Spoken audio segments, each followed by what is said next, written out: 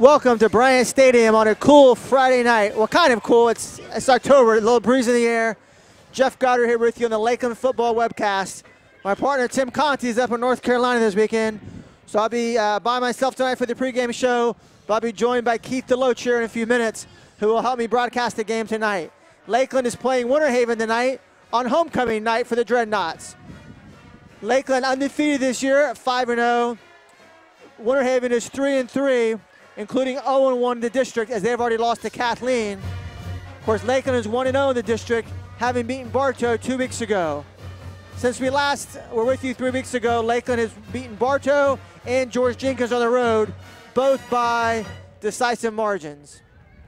As Lakeland continues to have a strong year this year, fueled by a high-scoring offense and a very solid, if not dominant, defense. So in terms of Winter Haven, what to expect tonight from Winter Haven, they do have a good offense. They're led by two quarterbacks. Primarily, you'll see Marcus Pritchard as the starter, and you'll also see Eric Williams some as well. Their top threat is running back Javon Marlowe, a senior. And at wide receiver, they have several good ones, but their top one is number 3, Terrence England. They have a good offensive line anchored by the left side of that line. They also have a very big and good blocking tight end, number 88, Josiah Williams.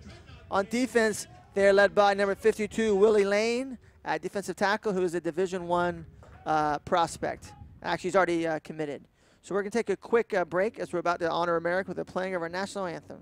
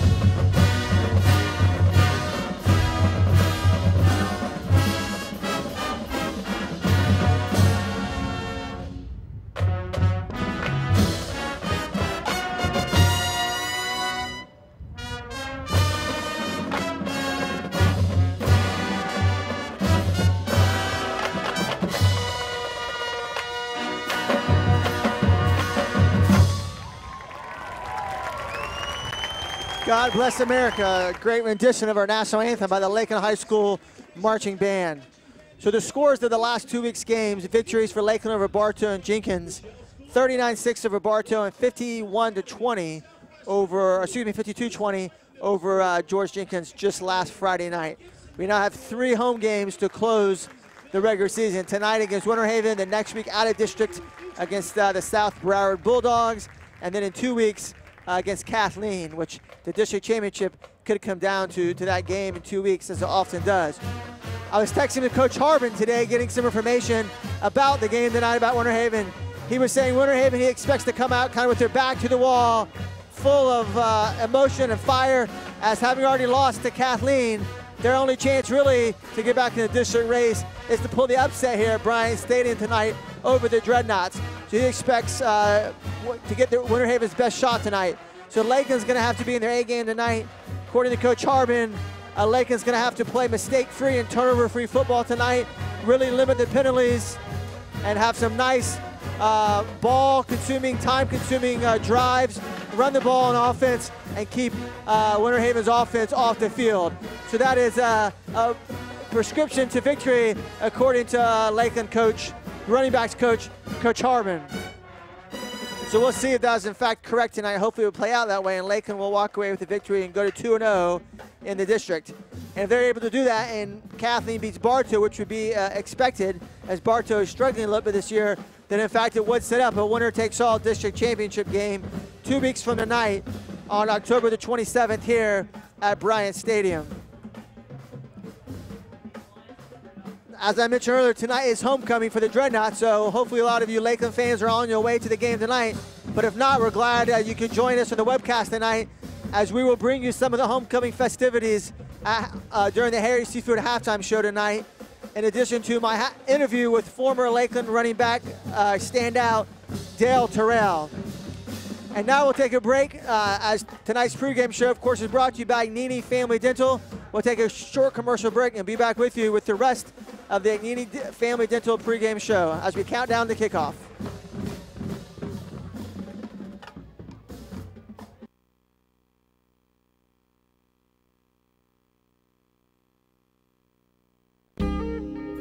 Agni Family Dental truly is a family of doctors. We strive to give our patients a patient-first dental experience. Our goal at Agni Family Dental is to provide our patients with the highest level of comprehensive dental care and prevention. Every member of our team promises to put the needs and concerns of every patient first in every aspect of their dental care. Our family of doctors take a tooth-conservative approach to restorative dentistry with a special focus on sedation dentistry, implant dentistry, and orthodontics. Call to schedule your appointment today and let our family of doctors change the way you look at dentistry.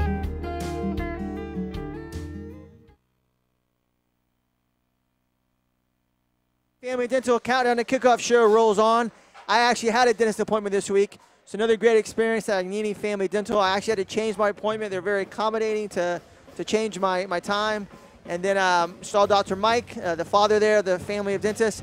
And just a great experience. Unfortunately, I do have 2 cavities, but they do a great job taking care of that as well. And one thing I learned more about this week when I was at the dentist is they really do have a conservative approach to dentistry, meaning that if you have a tiny little beginning of a cavity, they're going to wait, and sometimes that can correct itself first, automatically just drilling right off the bat. But then once it gets to a certain point, then they're quick to say, all right, now we have to go ahead and drill and then fill that.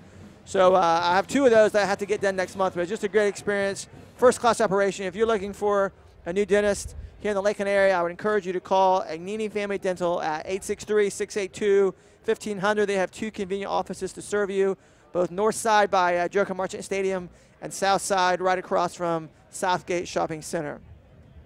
So back to the game tonight. We'll see what Lakeland has on offense tonight. Of course, they've been led this year by senior quarterback Kavaris Thomas, his first year with Lakeland, the senior, and then sophomore running back DeMarcus Bowman, who's filled in very well for A.J. Davis, who's now playing for the Pitt Panthers.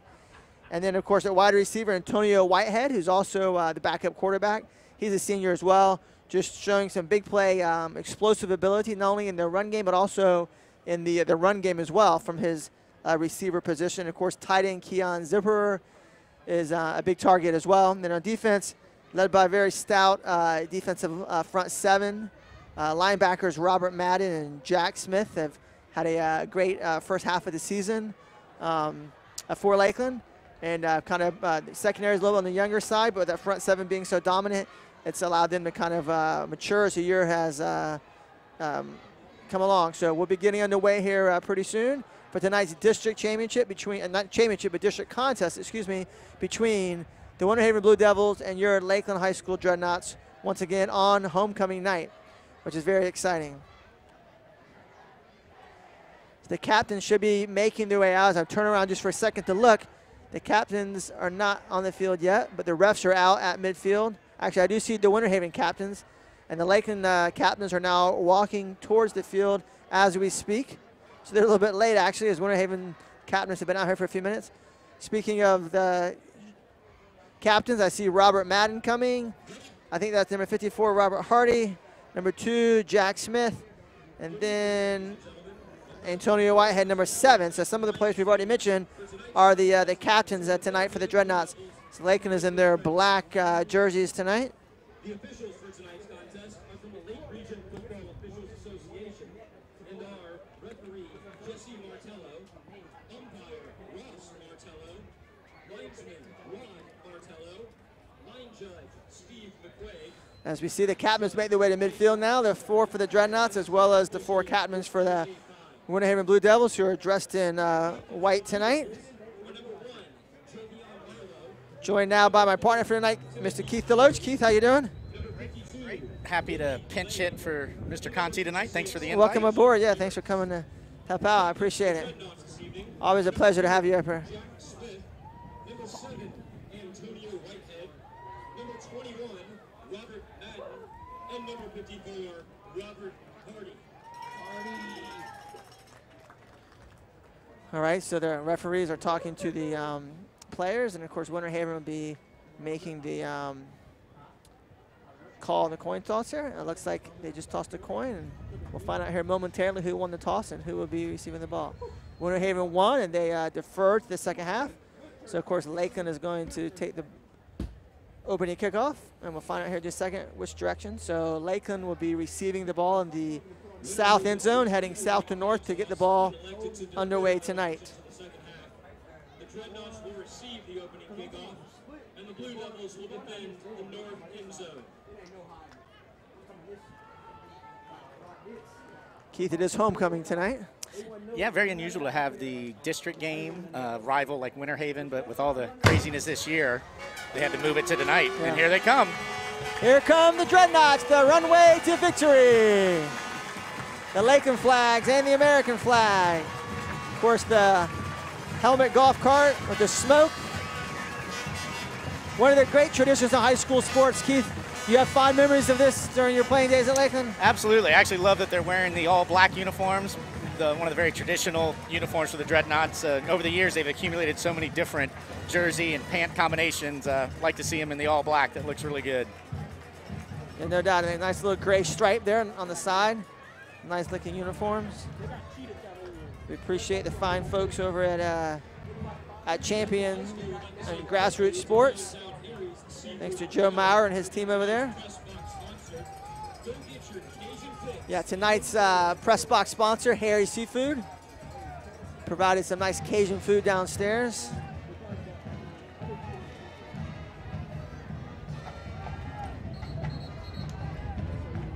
Homecoming dance tomorrow night in the Lakeland High School gym. That's old school in the gym. I like that. That is. No hotel, ballroom in the gym. That's as it should be. As it should be. The JV football team had a setback last night. Keith, 34-30, rousing game against Kathleen. Wow, that's a tough one, losing by 4 points. Yep. Play George Jenkins next Thursday night here at Bryant Stadium at 7 o'clock. Of course, as always, the Booster Club meeting this Monday night, October the 16th, at the LHS Film Room. They're in the locker room. Come listen to Coach Bill Castle talk Dreadnought football and see highlights from tonight's game, as well as, of course, there's always a special guest speaker. It's kind of interesting, Jeff. Our return guys are at the 20. They must have done some scouting. This kickoff guy must not be able to put it deep. It'll be interesting to see what happens there. Yeah, they don't have a kicker like we do, apparently. Not bad, though. I actually drove him back to about the 5-yard line. He's got a little bit of crease there on the left. He's got a crease now. That's Antonio Whitehead, I believe, number 7, the senior wide receiver, do-it-all player for the Dreadnoughts. So he gets all the way out to the 39-yard line. So Keith, great starting field position for the Dreadnoughts. Yeah, they really set up that return well, Jeff. They had the left alley there ready to go, and he hit it up in there nice and hard.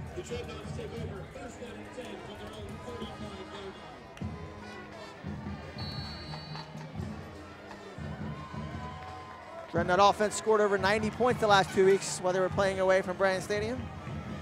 So let's see what they have here early on. Thomas swings it out, first pass of the game, but there's a flag. Looks like it could be holding or maybe an illegal procedure. That pass went to Keon Zipper. Yeah, we might not have had enough guys on the line of scrimmage there, Jeff. They threw that so quick right after the snap. Let's see what the call is.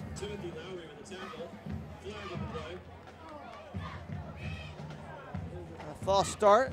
Yeah, I didn't think they quite had time to get a holding penalty that quick, but yeah, false start, so be 1st and 15 now for Dreadnoughts. Yeah, I know Jeff, Coach Castle is really hoping they can get some sustained drives. They've really been living off the big play the last few weeks, but it's really been hard on them with all of the missed practices, the hurricanes. So I know he's hoping. 2 games too. Yeah, 2 games. So I know he's hoping they can get something going. The pitch back to Bowman. He runs it out to the right on the outside. He's gone. There he goes. 40. He's got one yeah, they're not man to gonna beat, catch and him. he beats him 20-10. Touchdown, Dreadnoughts. DeMarcus Bowman takes it 66 yards to the house. What a great run, Jeff. What a great run. Just showing his speed there. Great job by the offensive line. Opened up a hole, and he took it on the outside there, just off the right tackle. I'll tell you, Jeff, that's just a great example of a simple sweep, but if you block it right, you can take it all the way to the end zone. I thought the Winter Haven guy that had a chance to catch him, but Bowman put it in the extra gear there and easily scored on the play. Yeah, he definitely pulled away from him there that last 20 yards. You know, Keith, my halftime interview tonight on the Harry Seaford halftime show is going to be a former Dreadnought running back great, Dale Terrell. Oh, that'll be a great interview. Yeah, I want to talk to him about Bowman's running style, kind of compare it to previous Dreadnought greats. Well, he definitely couldn't ask for a better start than that, Jeff. I think Coach Castle, although like you said, I'm sure it wants a sustained drive. I think he'll take that. Absolutely, absolutely. It'll be interesting to see if Winter Haven can adjust to that, because that was really just a simple sweep to the right, and they just blocked it up, and he took it to the house. You know, Coach Harbin, I always get a little scouting report from him before the game on their opponent. He's like Lou Holtz, Keith. He always makes every team sound like they're the best team in the country. And he said that you know, Lakeland definitely need to have some sustained drives to keep Winter Haven's offense off the field, and so we have to play mistake-free to have a chance to win tonight. So off to a good start there, though. Absolutely. I'm looking forward to see how the Dreadnought defense matches up against Winter Haven tonight. Yeah, Winter Haven has a very talented tailback of their own, number 1, Javon Marlowe, so we'll see if he has an answer for that. Just got a text from our good friend Keith Corney up in the mountains of Tennessee, saying glad that we're back at Bryant Stadium. He's missed the webcast the last 2 weeks, and we missed doing it as well. Keith? Oh, wow, he almost ran out of bounds. He caught out at the 2-yard line. Yeah, he's in trouble. And he is in big trouble. He's going to be down inside the 10-yard line. He should have let that go. That was either going to go in the end zone for a touchback or out of bounds and had the ball out on the 35-yard line. Yeah, that's a great point, Jeff. You don't ever want to field a kickoff at the 2-yard line on the sideline. Yeah, that's Coffin's corner there. What a great kick, though. What a great kick. I do get confused, though, with the difference between college and high school. Is it the 40 or the 35 in high school? I think it's the 35. They all have different, slightly different rules on some of those things.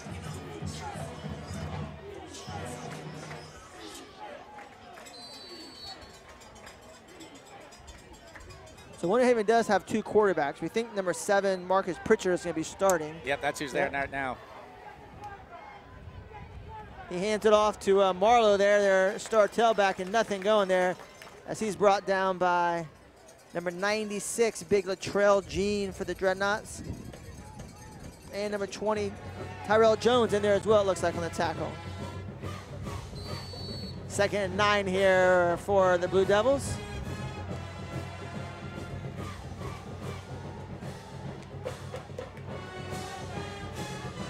Pritchard drops back the pass, has a receiver open, number 3, England. And that's going to be out to on the 20, so that's going to be enough for a first down. It's about a 13-yard gain there. He's a coach's son there, Keith Pritchard. His dad is the safeties coach at Winter Haven High School. Actually played linebacker last year. I think still plays some linebacker this year. So he's a two-way player for the Blue Devils. Back in the shotgun, or the pistol, we should say. Hands it off to Marlowe this time. Goes to his left, cuts back, and maybe a yard, but defended very well by the Dreadnoughts there. Yeah, definitely not much there on that play. Defense really rallied to the ball well.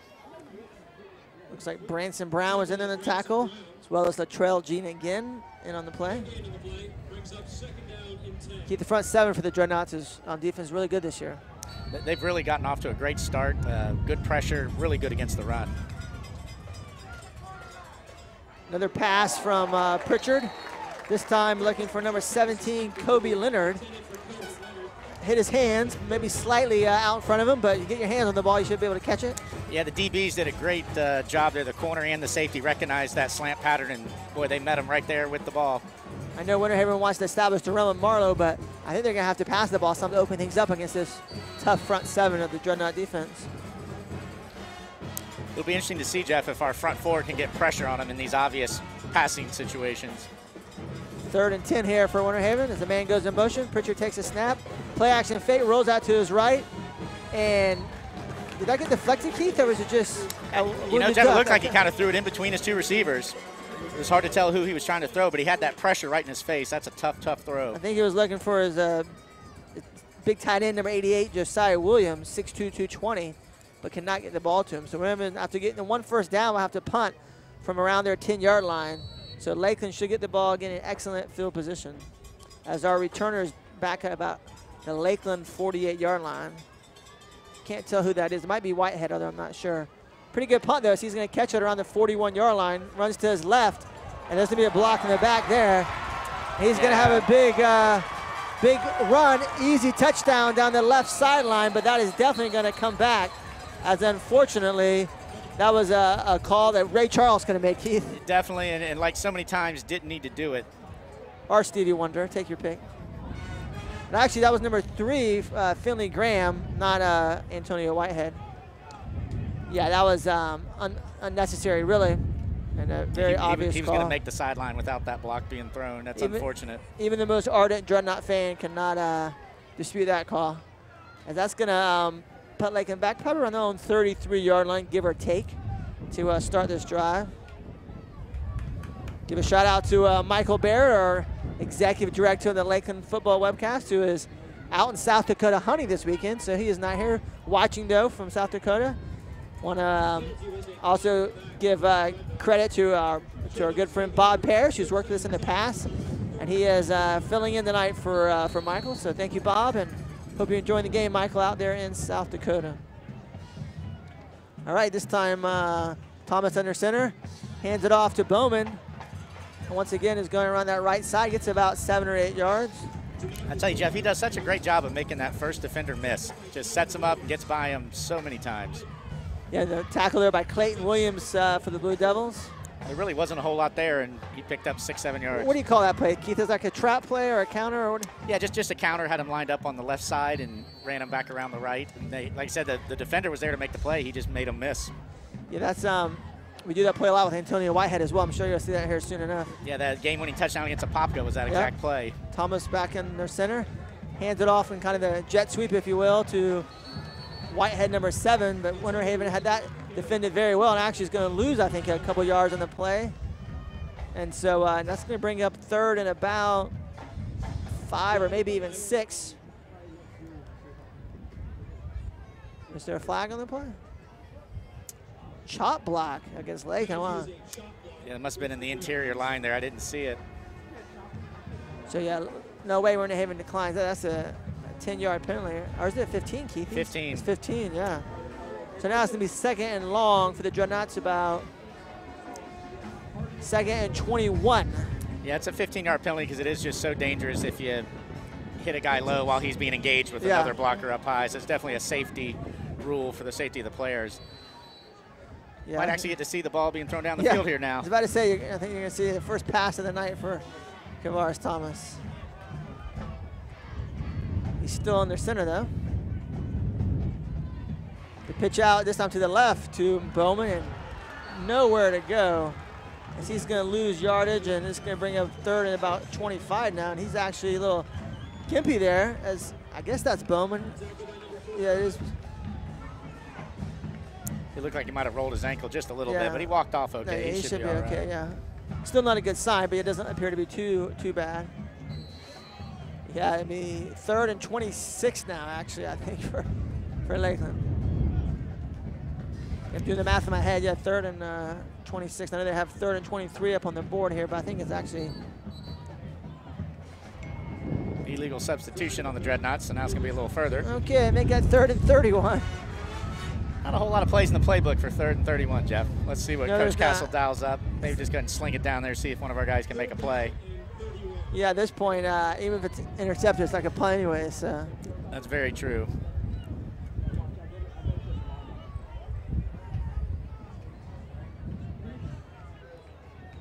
The good news is we know Kavaris can throw it that far, that's for sure. Yes, he can. As Kavaris is in the shotgun, drops back. Gonna do a quick little wide receiver screen to Whitehead, who squirts out to about the 31-yard line. Still be about 14 yards short of a first down, but playing the field position game, give yourself a little bit more room to punt. Yeah, he almost broke that, but that's just so many yards to try to pick up. Yeah, could have broke that tackle there. He had maybe a chance to pick up the first down. The scoreboard actually is not working here at Bryant Stadium tonight for the Knots side. So if you hear the game, it looks like it's 0-0. Actually, there's no number up for the Knots, but of course it is 7-0. We have the score correct on the webcast. Here's the punt, and not a particularly good one, but let's see if he gets a good dreadnought roll. It's going to go to bounce around the 40-yard line, 41-yard line. So Winter Haven about a 29 or so yard punt. Winter Haven will have pretty good field position at their own 41-yard line. So it could have been 14-0. The punt return for the touchdown called back for the block in the back call, which was the correct call.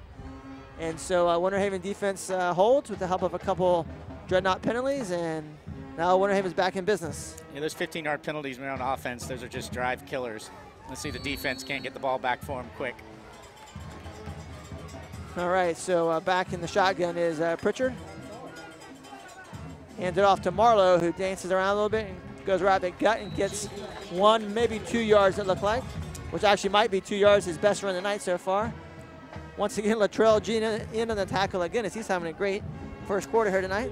Yeah, I tell you, Jeff, our defensive line is doing a great job of stopping the run. They keep trying to establish it. It'll be interesting to see if they go away from that, if our guys keep stuffing them like that. All right, here comes number 17 in motion. Actually, not really in motion. He's just running to the other side of the field. All right, Pritchard takes the snap, rolls to his left. He's looking to throw, and he has a completion to number 17 and a Winter Haven first down. That's Kobe Leonard. As Keith, it looks like Pritchard has a little bit of a sidearm motion there. He does. Motion. I was saying, he got that out quick. That was a nice play for Winter Haven. So that's going to be the first quarter water break. So we'll take a quick commercial break and be back with you here. 7-0 Dreadnoughts.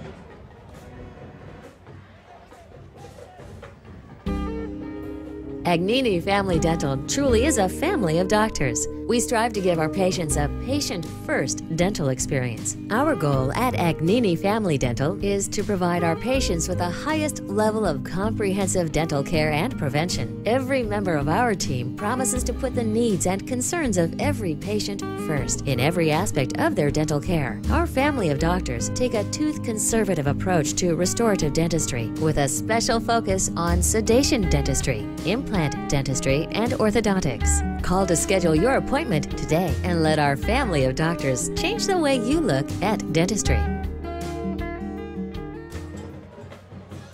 All right, back with you here as the first quarter rolls on. 6:02 to go here in the first quarter. Lakeland up 7-0 over Winter Haven, but the Blue Devils just got a first down and for the first time tonight have the ball in Lakeland territory. 1st and 10 for Winter Haven at the Lakeland 47-yard line. Looks like new quarterback. Yeah, that's going to be Williams, I believe. Remember, actually, I can't tell who that is. It's kind of a wildcat look, if you will. Terrence England, their wide receiver, one of their big play weapons. So that is kind of a wildcat formation, if you will. He got about 4 yards down to the 43-yard line. It's a 2nd and 6. See, so Pritchard's back in the game now.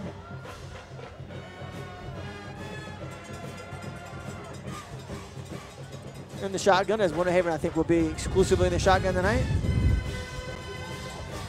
Wants to throw deep for the first time tonight, and he overthrows everybody by a good 5 yards. Looking for Kobe Leonard again, who looks like it might be his favorite target tonight. Yeah, they definitely already gone to him several times. Yeah, him and Engel are their two best receivers. It almost makes you wonder if there's a miscommunication because that wasn't anywhere near the route the receiver was running. Yeah, and he got rid of the ball awfully quick as well. A little impatient there. Yeah, he did. The receiver had inside leverage on the defensive back, and he threw it to the outside. So 3rd and 6 now for the Blue Devils. Big play here for the Dreadnought defense. The snap, and we got a flag. This one should be, oh, whoa, offsides on Lakeland. Lakeland not getting off to a good start tonight in the penalty department at all.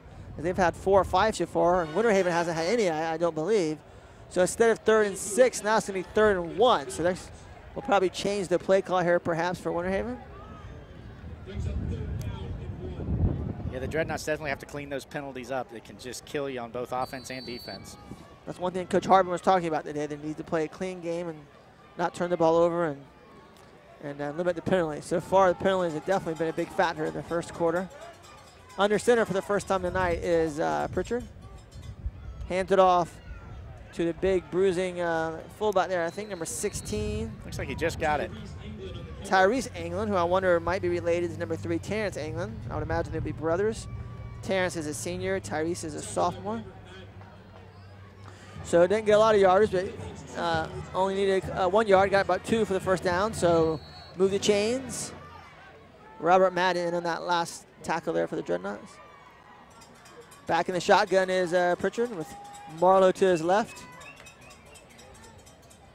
Hands the ball off and breaks the tackle, and he's got some room there. Cuts out to the right, down to about the 12-yard line before he's escorted out of bounds by Finley Graham. First really missed tackle of the night for the Dreadnoughts there, Keith. It was a costly one. Yeah, Robert Madden liked to have that one back. He had him sized up and just didn't wrap him up. That was a great run, though. And he did a little spin move there, the Antonio Whitehead spin move. Exactly, exactly. So in the red zone now, 1st and 10 for Winter Haven at the Dreadnought 12-yard line, so they can get another first down. This time Winter Haven lines up in the pistol formation with Marlowe behind Pritchard. Hands off. This time Marlowe goes to his left.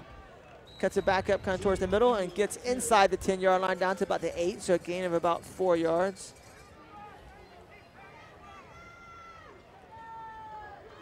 Number 11 for Lakeland, Carlos Best in on the tackle for the Dreadnoughts.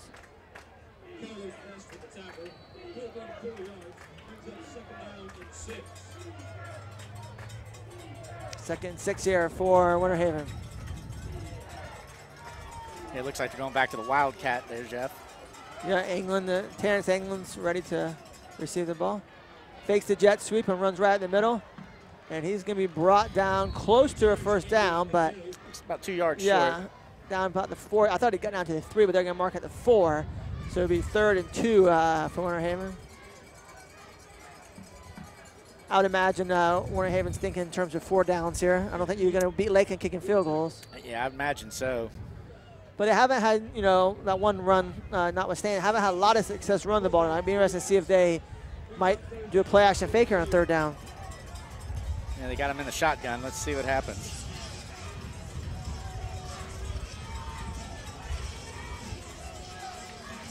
Here comes the man in motion for Winter Haven. Here comes the snap. And he's going to hand it off. And Marlowe's going to be Looks like he might have gotten it. short of a touchdown, but it looks like he's got a first down. They might have to measure, but it's very close. Yeah, I think that he got it. The first down line maybe been more like the 2.5-yard line as I'm trying to see down there where their I think mark you're right, is at. Jeff. I think they're going to bring the chains out. Nope, they gave him the first down. No, they Didn't gave even to measure him. it. No. So now we'll have 1st and goal for Winter Haven right at around the 2-yard line.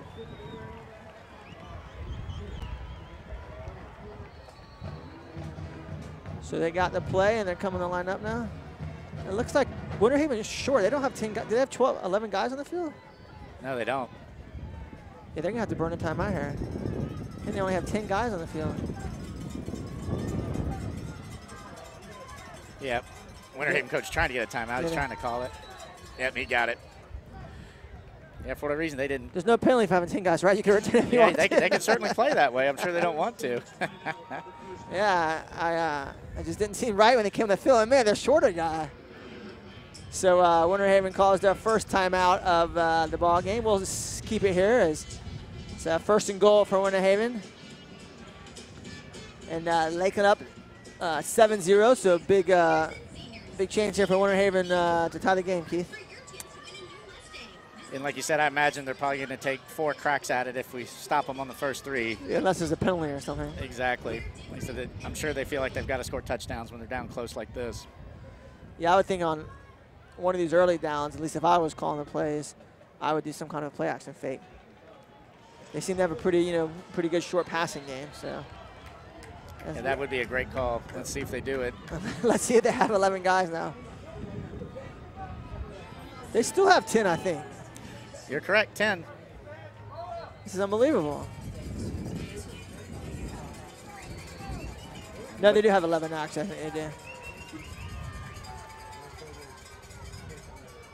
It's the handoff, and he's going to be stopped for minimal gain, if any at all. And there is a flag on the play.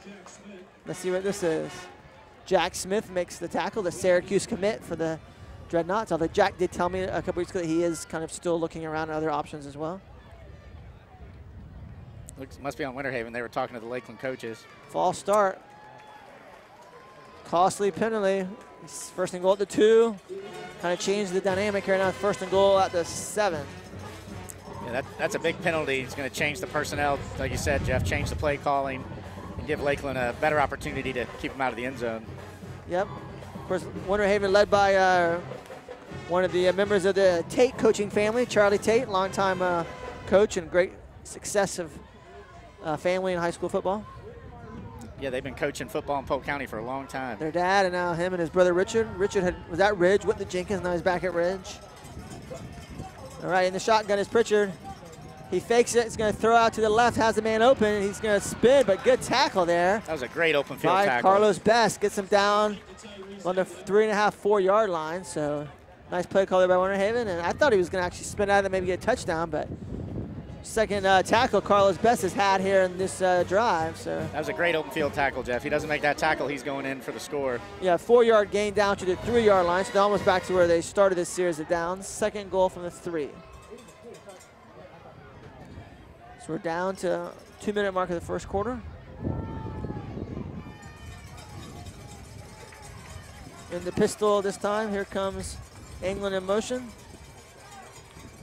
Pritchard hands it off to Marlowe, and this time he's gonna squirt into the end zone, not by much, but he falls forward and scores the first touchdown of the game for Winter Haven. So their Blue Devils are an extra point away from tying the game here with 1:46 to go in the first quarter. That was a really nice drive by Winter Haven there, Jeff, mixing it up with the pass and the run. Yeah, the one big run there, then that was just, 5 yards, 8 yards, and it's about a 60-yard drive or so. We'll have to watch the Dreadnought defense, see what kind of adjustments they make. Yeah, Coach Baldini is great at making adjustments. He's going to block that. No, how did he not block that? I thought he had it. Actually, Jeff, I think he overran it. He may have. It was incredible. I think he may have. And the point after was good, not by much. Almost hooked it left, but just got inside the upright there. So Winter Haven ties it 7 apiece. It'll be interesting to keep an eye on that, Jeff, because, boy, he got into that backfield quickly. If we get to a position where we need to block a kick, we might be able to do it against their coverage. Tell him to slow down just a little bit. Yeah, Coach Baldini, he's one of the best in the business. Great job of making adjustments. So, yeah, we'll be interested to see it. You have all the technology, whether over there on the field right now, I'm at the sideline, and he's going to be able to show them stuff that actually happens. It's amazing. Even in high school football, the technology that's available. It makes such a big difference. Yeah, when you played, they didn't have that, did they? Not quite. Yeah, it's amazing how times change, as they say. Let's see if we can't get another nice kick return and kind of jumpstart the offense here. They don't have their kick returner up quite as much as they did last time. They still have him up around the 11-yard line, 10, 11-yard line. Oh, it looks like we might get the Could sky be a kick. pooch, yeah. Sure enough. Nice little move there by Finley Graham. So he gets out almost to midfield before he's tackled around the 47-yard line by number 48 of the Blue Devils, Devin Morale. I was about to say he should let it go out of bounds. It would have gone out of bounds, I think. But he made a good decision. Nice kind of run there, tiptoed the sideline, and then cut it back towards the middle a little bit. Yeah, that was a great return. Kind of start, stop, made one guy miss, and almost at midfield. Looks like Bowman's still out there, still kind of working on his left leg, it looks like. He's in the game, out of the game? No, he's out of the game. He's down here on the sideline. They're still working on him. So probably Cordell Hall will be in there in the backup for Lakeland. Here's that run. Oh, whoa. Ran right into his own blocker. There's that running play to Antonio Whitehead. Ran to his own blocker, and then he ran to a Winter Haven defender, and he kind of got hit twice on that play.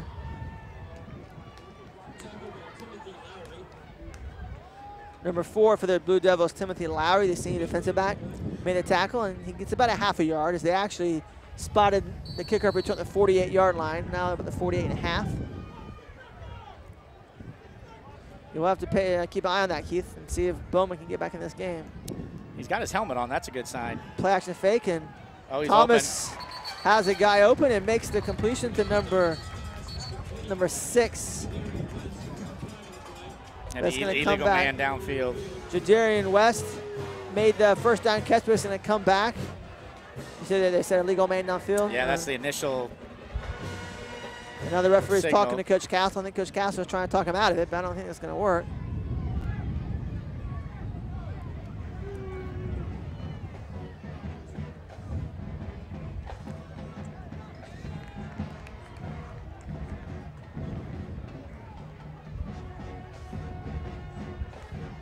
Yeah, legal man downfield.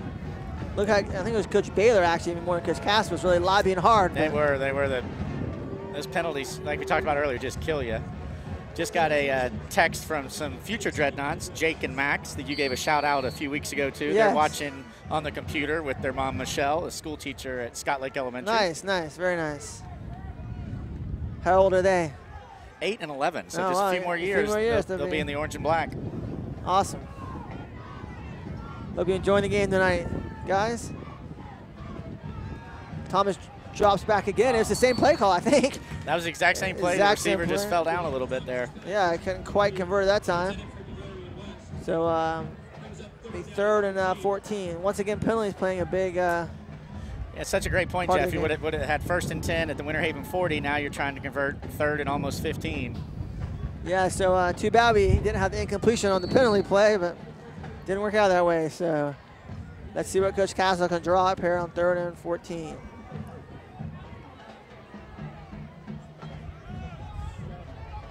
Two receivers to the right and 2 to the left. Thomas in shotgun, takes the snap. They do that wide receiver screen again to Antonio Whitehead. He's got some room, Oh, he's look got out. a block. He's on the outside. He's gonna get brought down around the 31-yard line, but that's a big gain for the Dreadnoughts, and that's a Dreadnought first down. Got a flag down, but I think we'll get the first down, but it might be coming back after we get it. It's about a 27-yard gain on 3rd and 14. Let's see what the penalty I was. think we had a Dreadnought receiver come in late. Oh, those penalties just kill you, Jeff. It's actually a good call. Didn't need to do it. Our guy was already down. Was that a late hit? Yeah, came in trying to So it's block gonna be at the end of after the the play. first down, so it should still just Correct. be 1st and 10, I believe, Should right? Should be, yeah. It's considered after the play. Yep, so it'll be 1st and 10 here.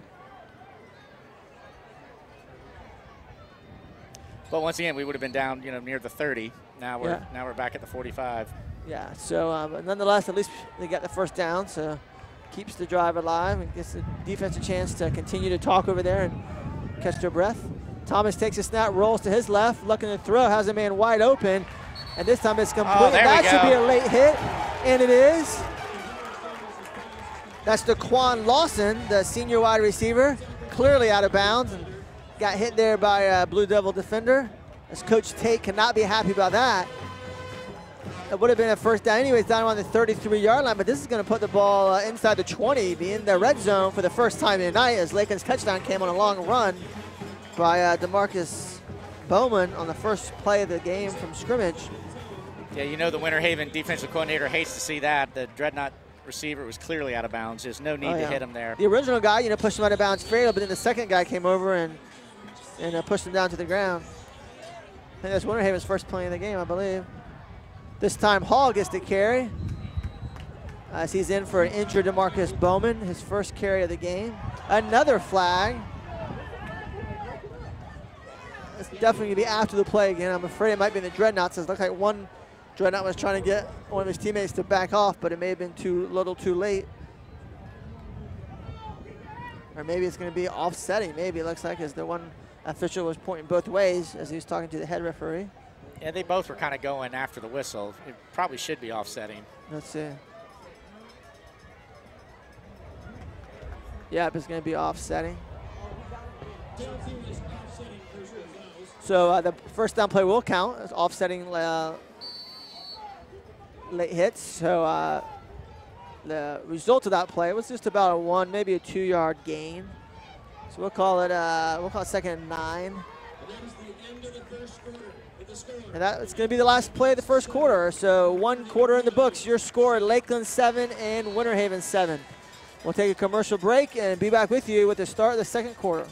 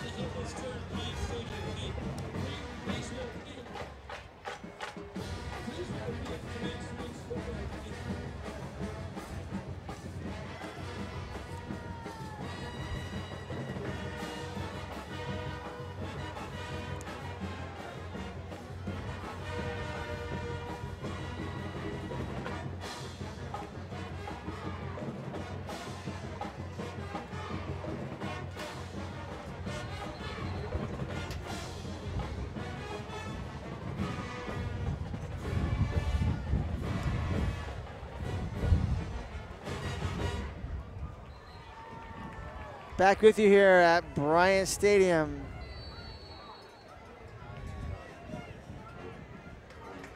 Thomas under center.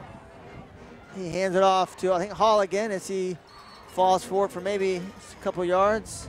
Let's bring up 3rd and short. Actually, that was Whitehead, excuse me. Yeah, it's going to be 3rd and short now. Let's see, the ball is on around the 12-yard line, and they have to get down to the 8. So, yeah, 3rd and... It looks like they're... the 10. That yellow line is confusing me, but, yeah, they're at the 10, so 3rd and 2. 3rd and 2. It looks like they're retaping Bowman's left ankle. Is that the lacrosse line or soccer? That's soccer, isn't it? That's soccer, yeah, the soccer.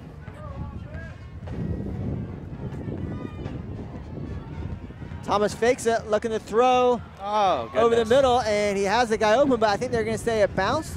Yeah, he dropped it. He kind of threw it in between two Dreadnought receivers there. Yeah, normally that's the pass Bowman makes easily, but he kind of slipped out of his hand maybe or something. But yeah, I think Coach Castle knew he was going to be going for it on 4th down. He didn't even look to send the kicking team out. Might have been why he called a pass play. Although, of course, Jesse Williams is more than capable of making a 27-yard field goal. Absolutely. Although we have to watch, this could be the classic Coach Castle draw him off sides play. Could be, it could be. And even if you end up taking the penalty, he still can easily make a 32-yarder. Be interesting to see where Jesse kicks in college next year. I think he definitely will have a chance to kick at the next level. And he's had a great year so far. Thomas under center, they're going to hike it. Oh, and it's going to be a big play and maybe a touchdown. I think they're going to rule him down around the 1-yard line. So 4th and 2 from the 10.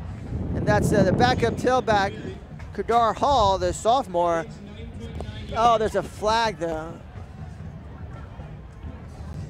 No, is there? No, I don't think so. I think so. I think it was just a mistake here on the webcast. Yeah, but look at that. The ball couldn't be any closer. Look at that. Yeah, this might be a quarterback keeper here for I think so, with the Thomas, 235-pound quarterback. Might just do that. Yep. Great run there by Hall to get the 1st down on 4th and 2.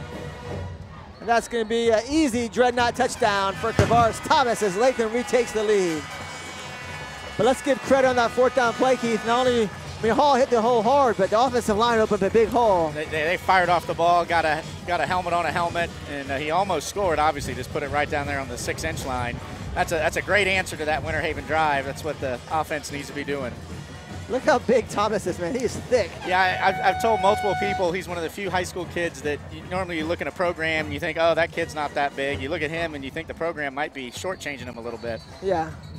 No doubt. You know who he reminds me a little bit is Dante Culpepper. Yeah, absolutely. Big arm and big physical body. For some of our younger listeners, we kind of went in the Wayback Machine there. Yeah, but exactly. Dante Culpepper was a great quarterback. I know when UCF, was he from Florida? He played high school football in Florida? Or I think, yes, yeah, the Ocala area. Ocala, I was about to say maybe Ocala Vanguard. So Lakeland calls a timeout. I think Coach Castle might go for her because it's offsides on Winter Haven, and so now he usually does. Usually puts the jumbo package in and just fires right at the defense. Yeah, I think you might see that right now. And why not? Why not? Yeah, they got a really good success rate of converting those. The Lakeland cheerleaders are throwing the balls into the stands, but those footballs, I guess they are. They look like basketballs. I was going to say they're definitely larger than. Yeah, I think they're I guess they're footballs, just slightly odd-shaped footballs. They are, definitely. You can follow us on Twitter at LHS Dreadnoughts. So let's see. Yep, they're going to put the jumbo package in as I see Thomas walking onto the field. Too enticing for Coach Castle to pass up, Keith. Yeah, he's been doing that since I played for him, and before that, I'm sure. Yeah, I like it. It's a smart move here. Let's see what they do here.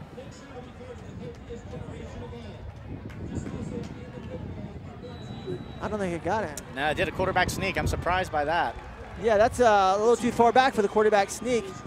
I'm surprised they didn't just hand it to the fullback or to Hall. Not surprised they went for it, but a little surprised by the play call. Definitely. Although it does bring up the next time the Dreadnoughts score a touchdown, probably a real good chance we'll go for 2. Yeah, although we went ahead and put the extra point up there. Really, it's just 13-7, so your score with 10:47 to go.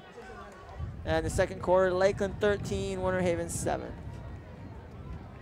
Now it just kind of makes you wish you just kicked it there.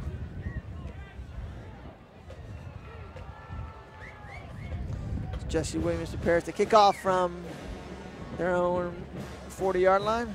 I was going to say the Winter Haven return guys are on the 10. Now they're starting to back up. Might want to they're back on up a 10. little bit, especially with the wind blowing to the south. Yeah, exactly. I was about to say the wind's blowing that direction. There's a real good shot that's going to end up in the end zone. Oh, yeah. Actually, out of the end zone, maybe. Look at that. Yep, about 5 yards deep in the end zone. Yeah, I'm not sure that Winter Haven scouted the Lakeland kicker. That's such a weapon at the high school level to make the other team have to go 80 yards every single time to get a touchdown. Absolutely. We're only going to have Jesse for 1 year as he transferred this year, and he is a senior. Well, Jeff, let's see if the defense can't shut down the offense, get the ball back, and get a little momentum going. Here before the half, yeah, because, of course, Winter Haven getting the ball to start the third quarter, so you'd like to have a chance to get another score here in the second quarter for the Dreadnoughts. Let's see if the defense can do a little bit of job this drive. As Pritchard's in the shotgun, takes the snap, hands it off to Marlowe. That's got a hole, and it's brought down by Finley Graham, number 3, as he kind of lowered his head there and delivered a big hit. Another great open field tackle, because he doesn't make that tackle, he's still running. Although I'm not a big fan of not wrapping up there. He got kind of fortunate. He hit him hard enough to bring him down. He did. There's that one player in the Gators who's always doing that, just trying to hit him without wrapping up. It drives me crazy.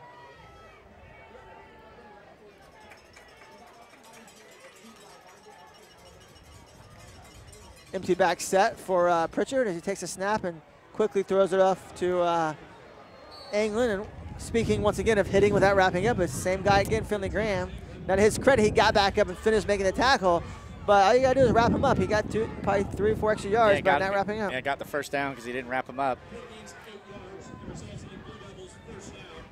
Yeah, too many times the DBs want to do what I call the sports center hit, rather than just play the fundamentals, wrap him up, get him down to the ground. Yep. Yeah, Bowman's over there jumping on the sideline trying to get ready to come back in the game, hopefully. Oh, great, nice great job pressure. There. Wow. Wow. What a play there. I'm trying to read the jersey number there. Is that 22 or 23? Man. I can't tell. He's got his shirt kind of 23? Pulled up, 23, yeah. A.J. Thomas. Yep. Wow, great. What a play. Great penetration. He busted through that line. And that's a big 7-yard loss, yeah. Let's see if Winter Haven can overcome that.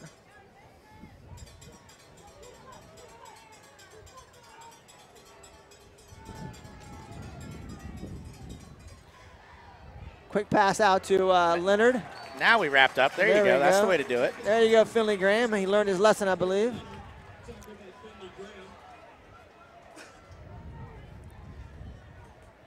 Brings up 3rd and long.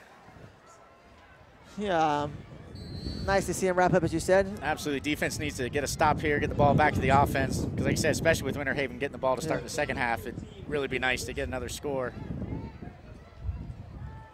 Yeah, I don't think the Winter Haven offense is really cut out for the 3rd and 15s.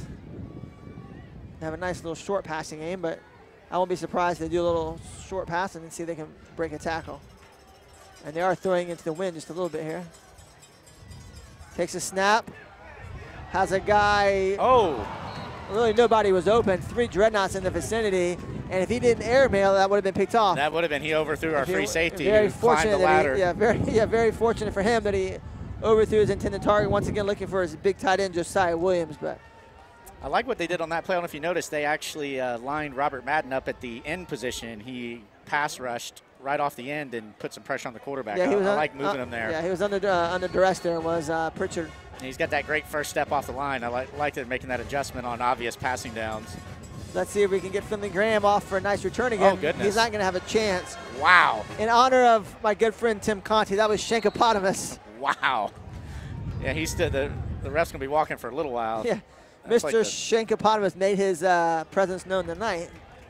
What a great field position for the Dreadnought offense. Was that the 38? 38. Wow.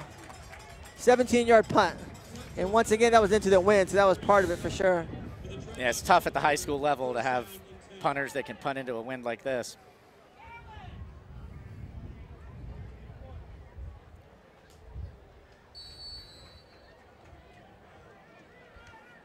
Well, that's great to see. Looks like Bowman's back in, Jeff. That's very good news. Let's see if Coach Especially Castle. since I want to talk to Dale at halftime about That's right. Bowman. Let's see if Coach Castle gets in the ball, just kind of see how he feels. As Thomas is under center. No quick pass, wide receiver screen. Out to Daquan Lawson. Gets about 2, maybe 3 yards, down to around the 36-yard line. So we say 2-yard gain, 2nd and 8. That was well defended there by Winter Haven. Yeah, Winter Haven definitely used the sideline as the 12th defender and stuffed that one pretty good. See if Castle doesn't get Bowman going to the wide side. Yeah, I got it. Big side of the field to the left as the ball's on the right hash mark. Watch out for the Whitehead carry here. Nope, quick little handoff up the middle to Hall that time. Yeah, they got a face mask too. We'll be tacking it on. That was amazing. He turned his head and he just kept running. It's a tough run there too. Get some tough yardage. That should be the personal foul variety too, I would imagine. It definitely looks like it. Yeah, yep. Personal foul. That's going to be a big help. This referee here is not really doing all the signals. He just did the personal foul. He didn't say. Yeah, now he just gave us the face mask so signal. there you go. So that would have been enough for a first down, I believe, and then the attack on the 15 to boot. So now inside the red zone, 1st and 10 for Lakeland at the Winter Haven 14-yard line.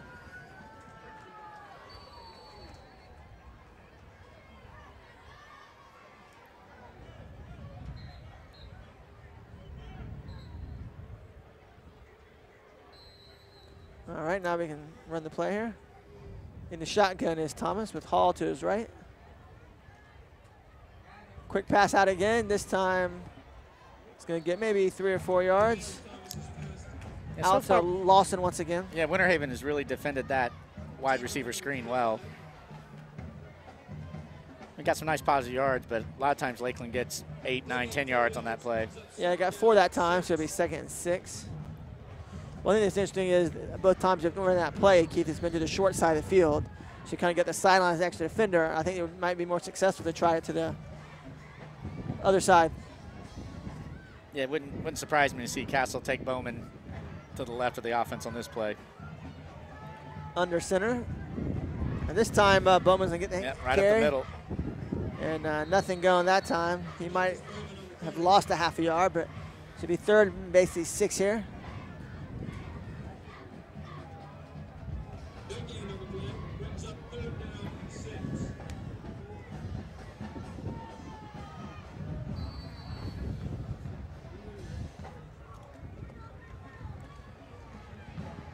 All right, let's see what Coach Castle dials up. It'll be interesting to see here, Keith, if let's say we get no yards at all and it's 4th and 6, do you kick the field goal to get it back up over a 6-point lead? I would think you might be tempted to do that. I think he would.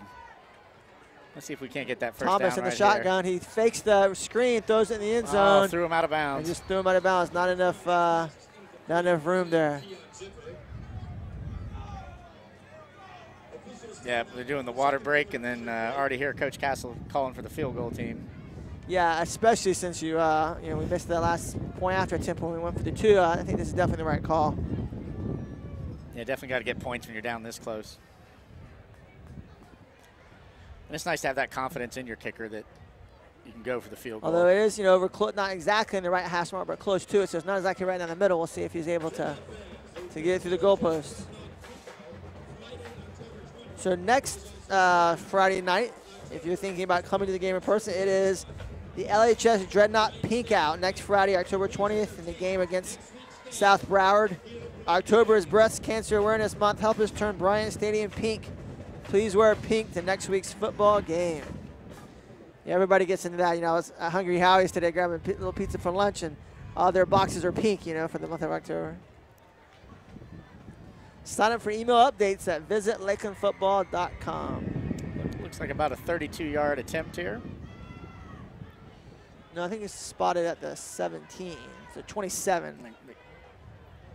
Yep, there we go. No, you're right. No, yeah, 27. 27. Yep, 27. Yeah, a little closer. Definitely has the leg for this. Blocked. So after Lakeland almost blocked an extra point earlier, but as you said, it looks like they overran it this time. Winter Haven times it perfectly and stuffs the field goal attempt. So the score is going to remain Lakeland 13 and Winter Haven 7. Yeah, definitely disappointing to drive down there and not get any points. Yeah, you kind of feel like Lakeland could be up 17-7 or 21-7, but instead it's just 13-7. But still 6:08 to go here in the second quarter. So Lakeland, should get the ball back here at least one more time before the half. Yeah, see if the defense can't get a 3 and out and get it right back to the offense. That's something they're going to have to take a look at because no one blocked that guy at all. Nobody. He just came unabated. Yeah, can't have that. Somebody missed an assignment for sure. Yeah, no doubt. Here comes the man in motion. Pritchard's going to hand the ball off to Marlowe, and he tries to go up the middle, and he's got no room at all. Great job, but several Lakeland defenders combined to make that tackle. Carlos Best in on the tackle again, along with number 98, Trey Huntley for the Dreadnoughts. And I actually played football with Trey Huntley's dad. Oh, wow. He was a starting linebacker for 2 years. What's his first name? Was it Willie? Willie Huntley. Yeah, I remember that name, yeah. That's right. That's right. Great former Dreadnought linebacker, and it's his second son to play for the Dreadnoughts. He went on to play college, didn't he, Willie Huntley? He did. Went to Florida A&M. Yeah, that's what I thought, yeah. Pritchard takes a snap and hand off to Marlowe again. He might have a little bit of room around the right end, but good job of stringing it out there. Great pursuit and a great job with the corner holding that edge, making him turn it back in. Yeah, Robert Madden involved in the final tackle there, but it looks like number 8, Lorenzo Brown, from his cornerback position, kind of strung him out and long enough for his reinforcements to come. I tell you, Jeff, yeah, it was a great job of setting that edge, not letting that running back turn that corner. 3rd and 8 here for Winter Haven. Yeah, a lot of times you think about setting the edge on the defensive end, but that was a great job as the corner. Oh, the pass is deflected by Zipper. He's in there playing two-way tonight. Yeah, I noticed that earlier. They've been bringing him in on obvious passing downs, and he is a lot to try to handle at that defensive end position. Oh, yeah, no doubt. He's a load, 6'3", 230. And he's only a junior, so they got another year they can continue to experiment around with him. Well, I tell you, Jeff, for the Dreadnought fans, that couldn't have been a better series there. They stopped the clock with some incomplete passes and punting to us with 4:48. Punt to the wind again. Let's see if he can get a little bit better punt off. As last time he got a 17-yard punt off into the wind. Oh, goodness, no. Oh, get away from it. Get away from it. They don't even know where it is. There you go. Goodness. 36. 36. Yard line. So all right, 14-yarder, wow. It's hard with this wind. The wind is blowing. It is blowing, no doubt about it. We're enjoying it because we're not sweating. It's a nice breeze. Actually, it's amazing. I mean, it's October. We should have this kind of weather, but in Florida, you typically don't get it.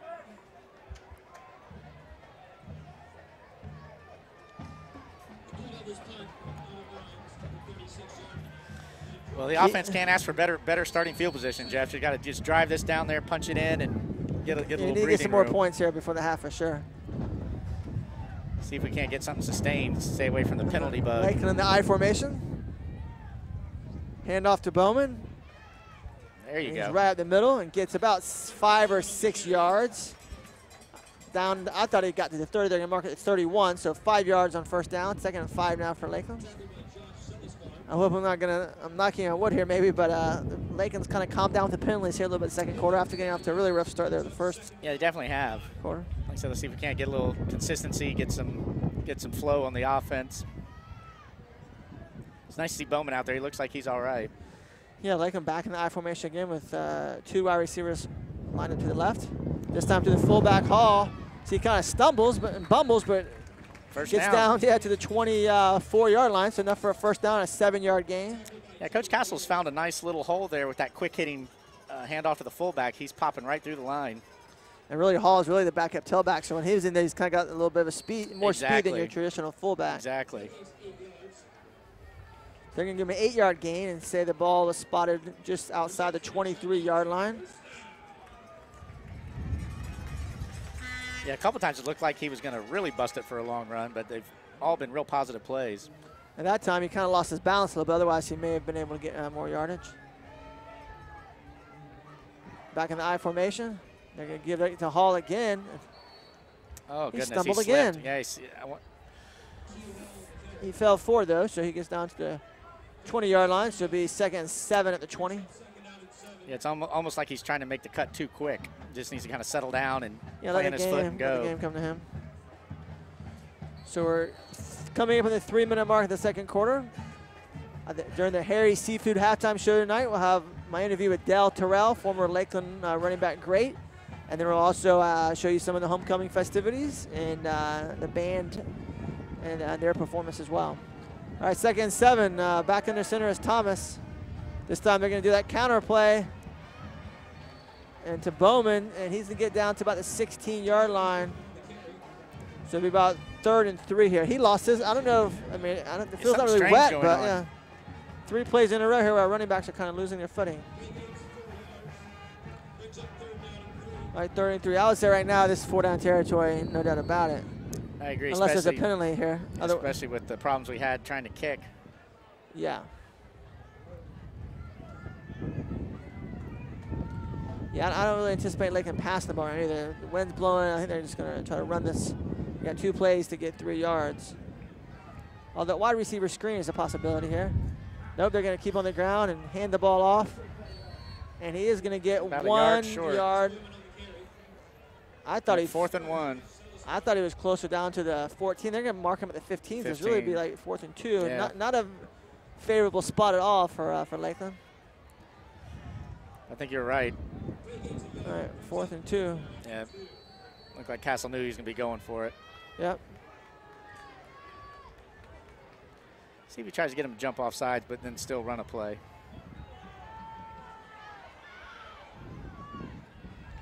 Under center is Thomas. Yeah, I think they're going to try to get him to jump off sides. It's a good call there, Keith.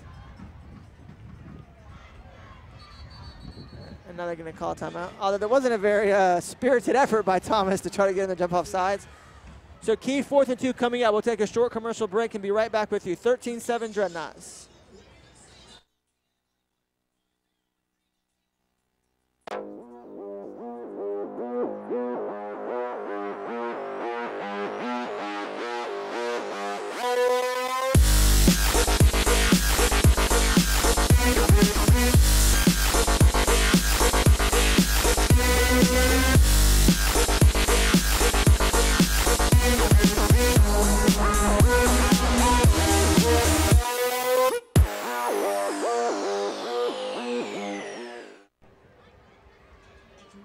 Back with you here at Bryant Stadium on a cool, windy fall night in the middle of October. Key play here, 4th and 2 for the Dreadnoughts at the Winter Haven 15-yard line. 1:16 to go before halftime. And Winter Haven gets the ball to start the 3rd quarter. Let's see what Lakeland has dialed up here. Thomas under center. Here comes the man in motion. He's going to hand it to Whitehead. He's got a big hole there. Oh, He's going to score easily. Touchdown, Antonio Whitehead on that counter play. What a great play call by Coach Castle. I tell you what, Jeff, they blocked that up just right. He actually could have cut inside or outside and scored. Yeah, I was just hoping they didn't hand the ball off just right in the middle because I was afraid, Winter Haven was going to snuff that out. But great play call and great job by Whitehead of reading his block and making a move. And Coach Castle's going to go for the extra point.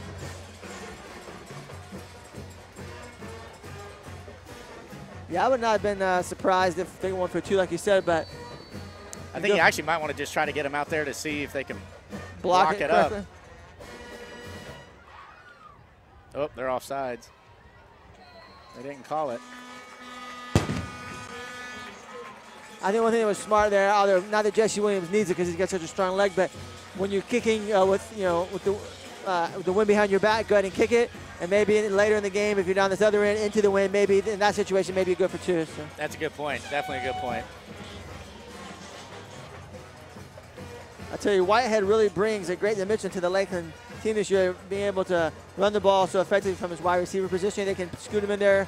I almost call it the wing back position, It really is. It really is. It's like a lot of the academies running the triple option. Yep. You have those guys at the wing back that can catch the ball, run the ball. He's definitely a great weapon to have, and kind of a shiftier than Bowman. Yeah. And so the defense is. He's got the speed too. Once trying he to deal with gets that. out in the open, and he's kind of big. I mean, he's got decent size. Yeah, that was a great run. That's definitely become one of Coach Castle's favorite play calls this year. Oh, the little squib kick there. And Winter Haven's going to get it out to around the 30 with only 1:09 to go. Not a lot of time. I tell you, our mutual good friend Rick Darlington's having nightmares about that play call. Oh, absolutely, absolutely. That was the game-winning touchdown. Against the Popkin. He had 2 long runs that game off that play. Yeah, that game-winning touchdown run was quite a run. Yeah, that was one of the best high school games that I've seen in quite some time. It really was, Jeff, and it was just two great teams. There weren't a lot of penalties, weren't a lot of trick plays, or the ball didn't bounce funny. They just were kind of trading blows. And great coaching fortunately, Lakeland had the opportunity to score last. Coach Buldini, I don't think would tell you it's a great game, but yeah, Coach Castro enjoyed it, calling the plays on offense. Yeah, defensive coordinators obviously never liked that, but that's just that was just two great high school teams slugging it out. No doubt. I know Tim and I sure did have a lot of fun calling that game. Pritchard hands it off to Marlowe's. Marlowe's definitely the bell cow for Winter Haven. Nice hit by Robert Madden. And also. Was that Jack Smith in there too? No, I think Lorenzo Brown. Again, okay. The cornerback position, number 8. You brought up the service academies there. Man, my brother Robbie killed him last Saturday. Look at Air Force had it. Navy was able to score that last-second touchdown. Yeah, right there at the very end. That's just crushing for the Air Force Academy.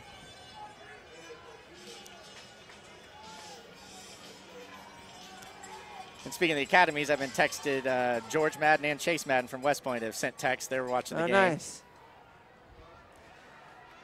The short wide receiver screen, he's still dancing around. They didn't get lots of yardage. Not a lot of yardage. Didn't get out of bounds. Short of a first down, yeah. So only 15 seconds ago. Be interesting if Winter Haven calls a timeout. They just are content with that. Man, I see how that works. Normally, Chase will text me, but since their Army buddies doing the game tonight, they text you instead of me. They're supporting the old grad. Army strong. All right, so as they should. That's right. So that is in fact the last play of the first half.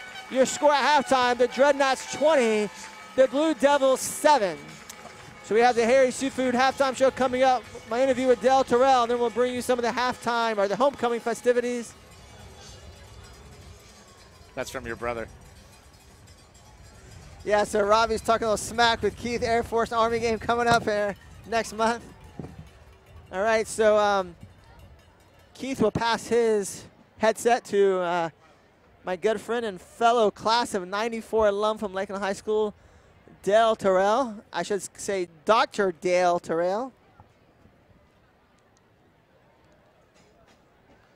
So Dale, go ahead and just face the camera right there. Stand right there on the tee.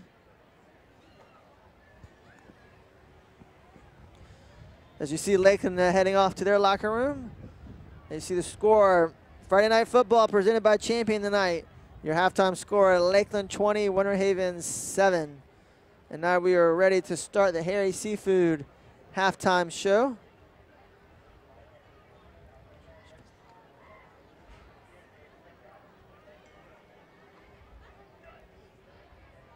So we'll bring you my interview with Dale Terrell here momentarily.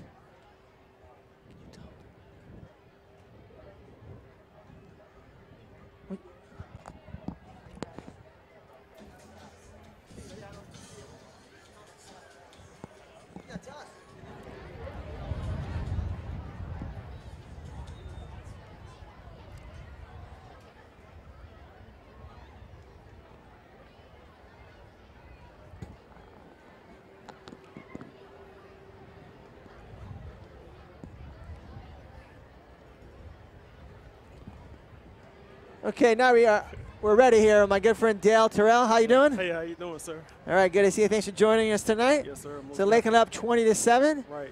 All right, so let's get down to business here. Let's talk about DeMarcus Bowman, our sophomore tailback. Yes. Talk about that first touchdown run, a 66-yarder that he took it to the house, the first play from scrimmage tonight. Outstanding, outstanding. I believe he sees every opportunity. Take it one game at a time, and one play at a time, and that's what makes him a dynamite football player.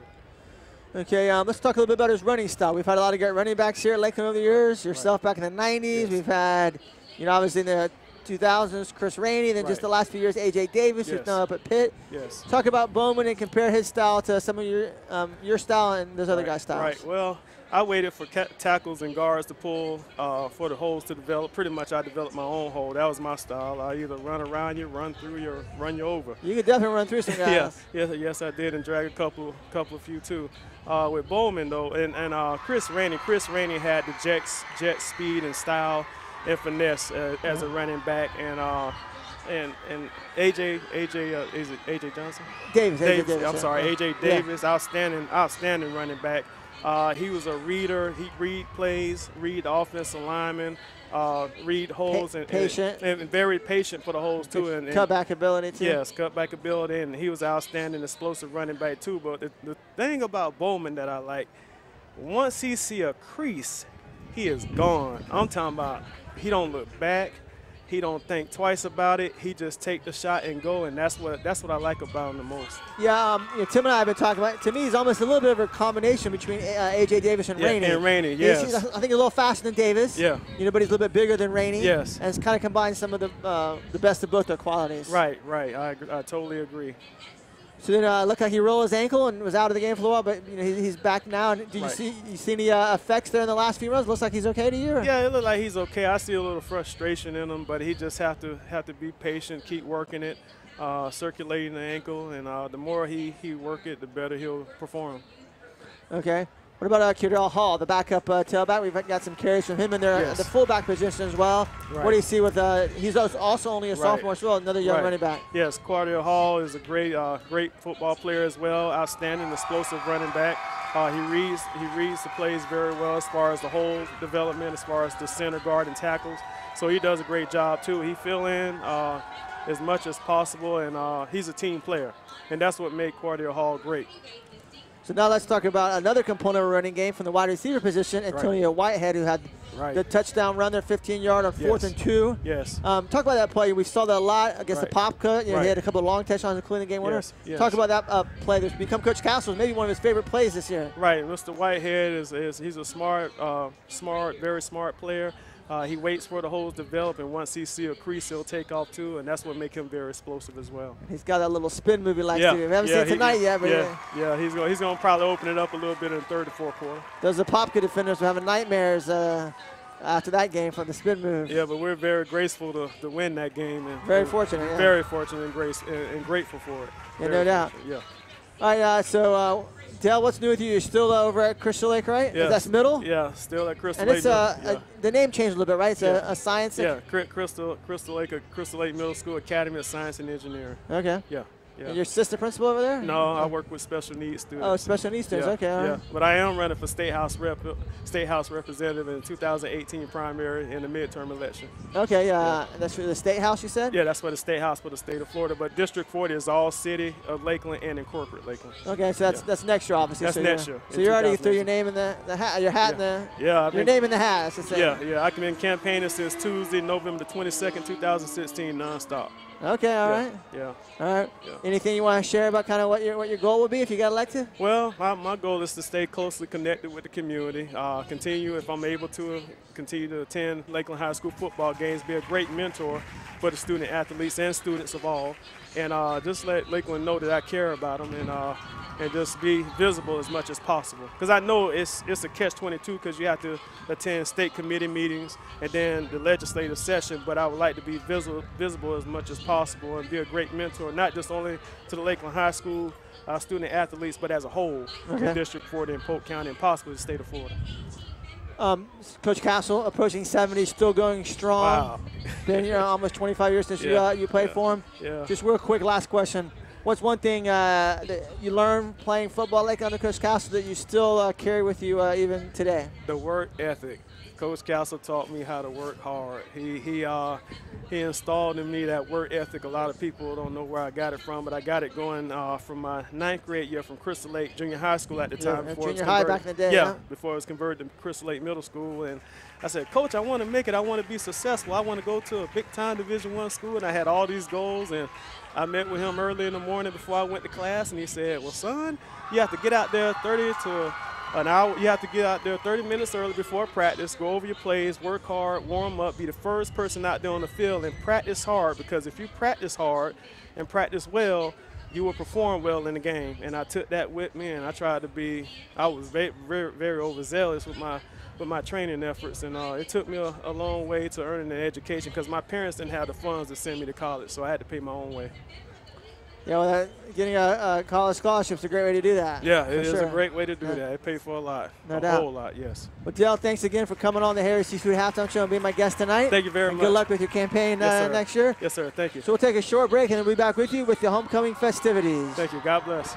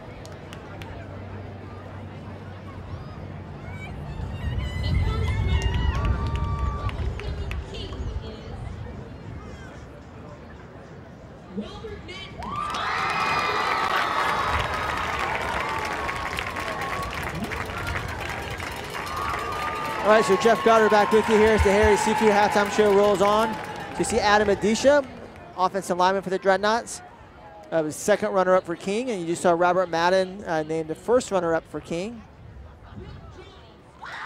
And Brooke Droughty, who was put up with Robert Madden, also gets first runner-up. So both football players who were put up got selected as, once again, second runner-up and first runner-up. And now for the moment everyone's waiting for, the homecoming king and queen.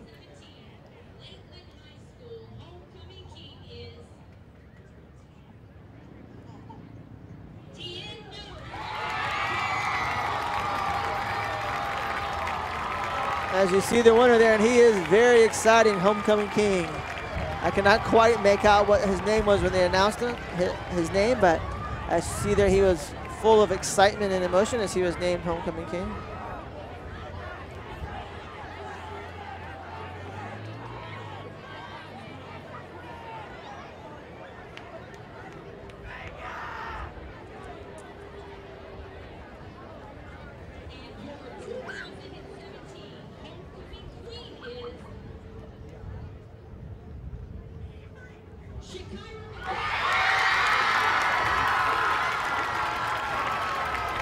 Shakira there won the homecoming queen, and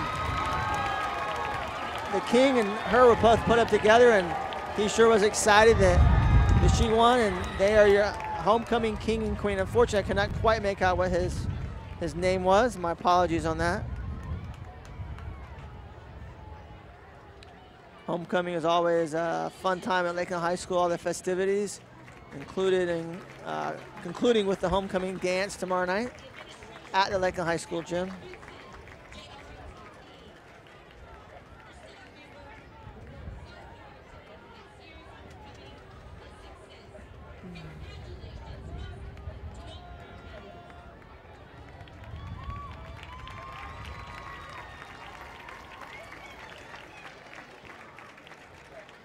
I know they used to have a very special tradition as part of the Dreadnought Homecoming Week called Drag Night.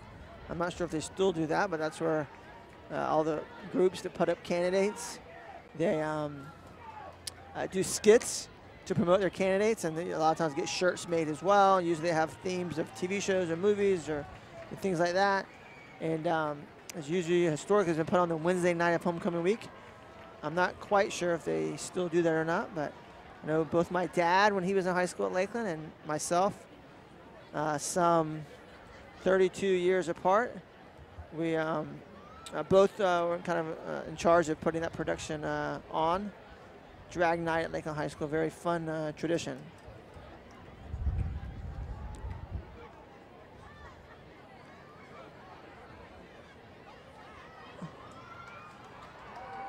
All right, we will throw it to a commercial break right now, and after the commercial break, we will bring you the band, our Anchorette's performance as the Harry Seafood halftime show rolls on. Agni Family Dental truly is a family of doctors. We strive to give our patients a patient-first dental experience. Our goal at Agni Family Dental is to provide our patients with the highest level of comprehensive dental care and prevention. Every member of our team promises to put the needs and concerns of every patient first in every aspect of their dental care. Our family of doctors take a tooth-conservative approach to restorative dentistry with a special focus on sedation dentistry, implant dentistry, and orthodontics. Call to schedule your appointment today and let our family of doctors change the way you look at dentistry.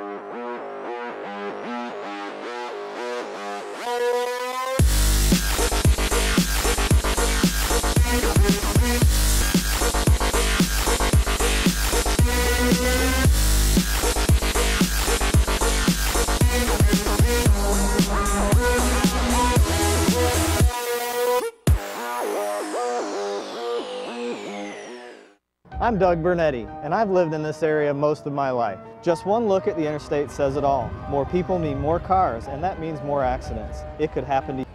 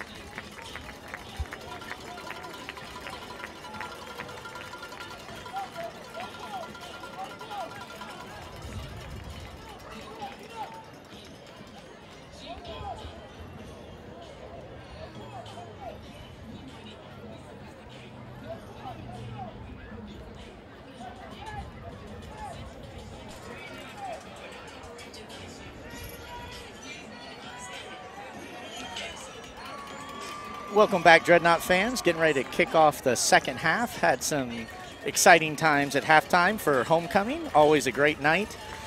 Lakeland is getting ready to kick off to Winter Haven. Lakeland's up 20-7. So far, the Dreadnought kickoff team has done really well, putting them in the end zone most of the time. Let's see if we can do it again.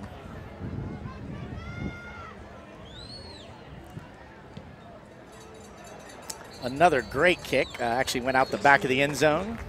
So Winter Haven will be starting at the 20-yard line.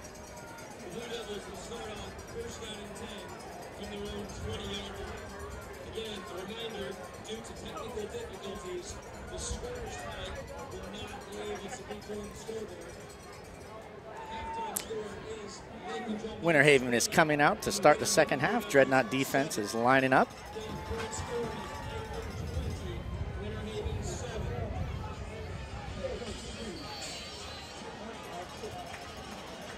And we're getting ready to start the second half right now.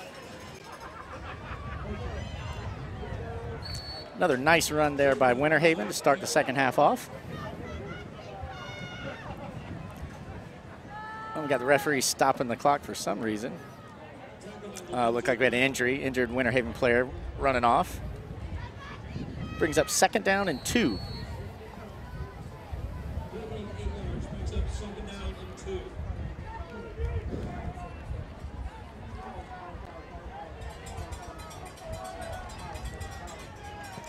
So Lakeland defense tonight, Keith, looked pretty good except for that one drive.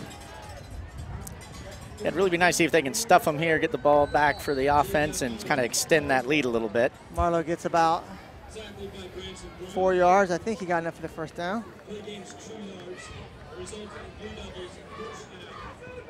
Just barely enough for the first down, but it is a Blue Devil first down. Yeah, just got to the 30. That's all he needed.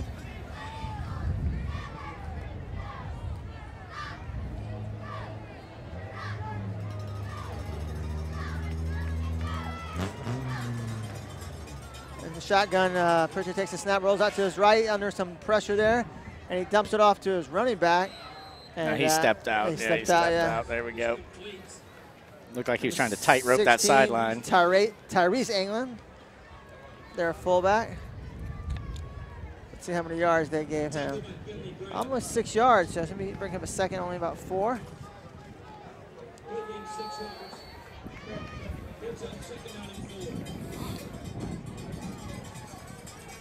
Once again, Winter Haven showing a nice little controlled short passing game. Neither team has got anything going downfield tonight, although Lakeland hit a couple intermediate passes. Marlowe gets the handoff, is trying to get out to the left, but they're going to pretty much just string him out and push him out of bounds.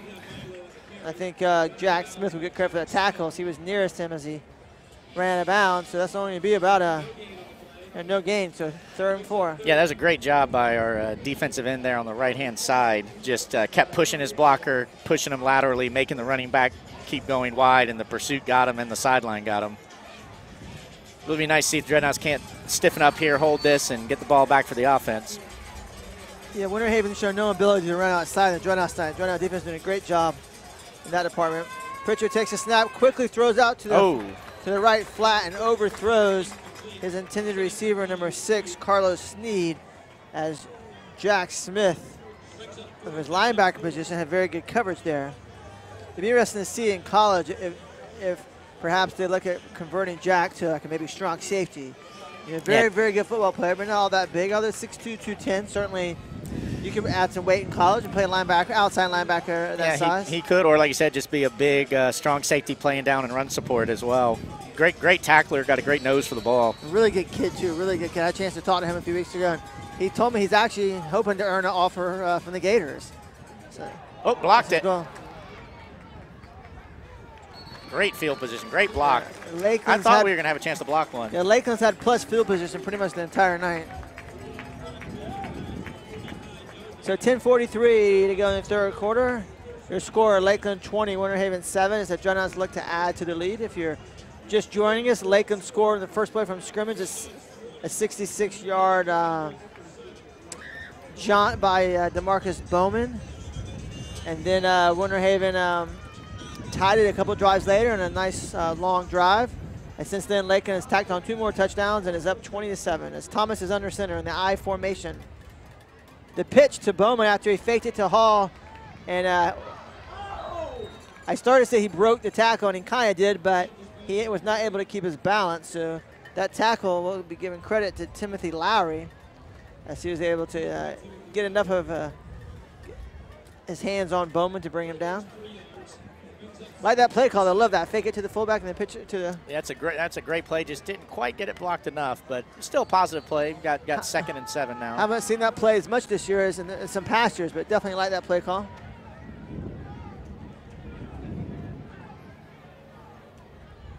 Seeing a lot of I formation tonight from the Dreadnoughts. Once again, this time Thomas likes to pass, and he had Whitehead open, but Whitehead made the cardinal sin of trying to run before he had the ball in his hands. It's a good pass, and it's right there, and just trying to make a move, and very fortunate it was not picked off. But number 23 of the Blue Devils, Montarius Elder, had a ball in his hands and kind of lobbing around. If he had just secured it, he would have had a really nice play there, but you see him turn in before the ball was secured. So 3rd and 7 here for the Dreadnoughts. If they can't convert this, really be a shame to waste this great starting field position. Very true. In the shotgun, Thomas rolls out to his right. He's under heavy duress. And he's going to throw it downfield. Oh, goodness, he was open. Had a guy open. Actually had 2 guys open. Might have a late hit down here, Jeff. There's, yep. That's gonna keep this drive going. He actually had 2 guys open in the middle, and then also on the sideline. He was really throwing to the guy in the middle, but just couldn't quite get the ball to him. Yeah, tough throw, rolling to your right, throwing back across your body. Under heavy pressure as well. But I tell you, his quick release is one of the reasons we got that late hit, because he just flicks that wrist and the ball's gone, and the defense doesn't expect it to be out that quick. And so now we get 15 yards and get a chance to keep this drive going and kind of extend that lead. First quarter, the penalties were killing Lakeland, but since then, in the second quarter now, in the second half, penalties have been hurting Winter Haven a lot, Keith. Definitely. Lakeland has done a good job of kind of cleaning that up. And now they really got to take advantage now, down on almost the 25-yard line here. Yeah, it'd be nice to get some more points.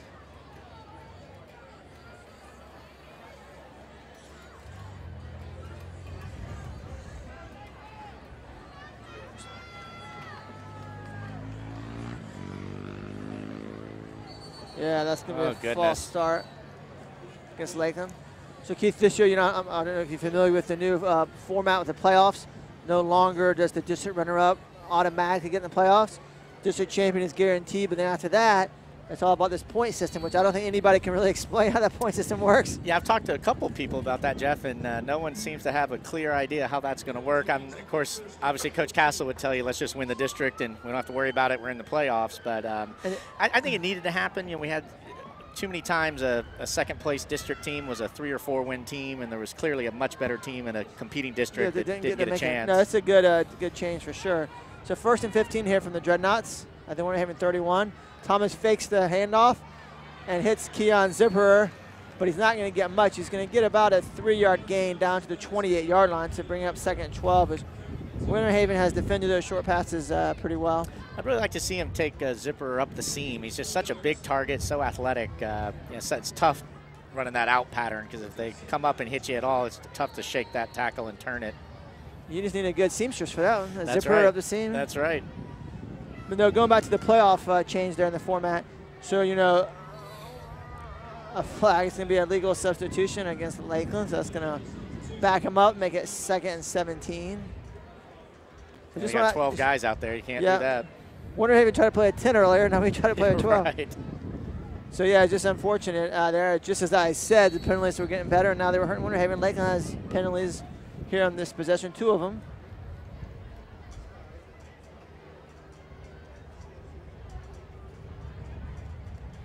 So we go from 2nd and 7 to now 2nd and 12.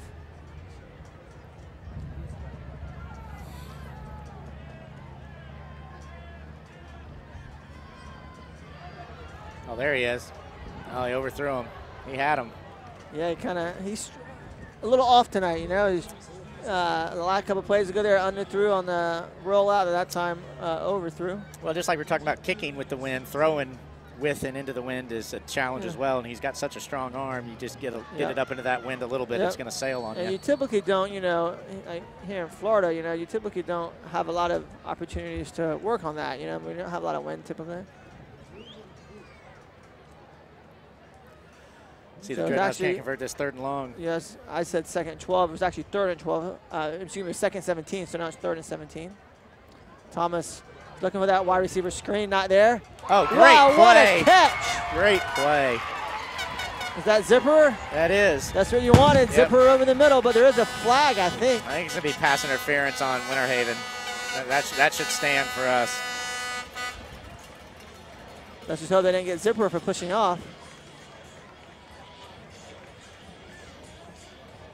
The players on both teams are certainly acting like it's going to be against Winter Haven. Oh, goodness. No, it's coming back maybe.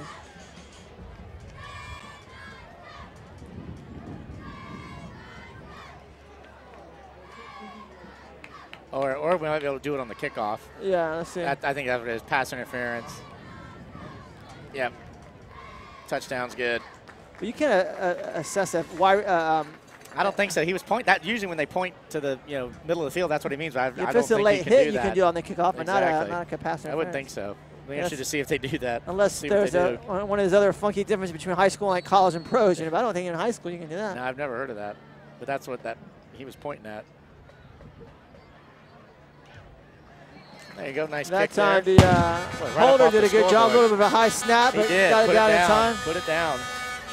So with 8:34 to go in the 3rd quarter, Lakeland's open up a 20-point lead, 27-7 over the Blue Devils. Yeah, so getting back to the playoff format change.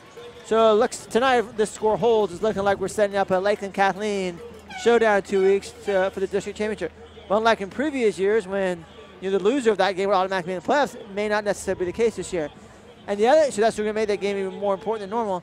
But the other thing that's interesting is because, and this is the thing I'm not sure how they're going to account for this, because of the hurricane and some of these rainouts, a lot of teams have missed games. Pretty much every team has missed one game, and some have missed, multiple. Lakeland's only going to play 8 games this year.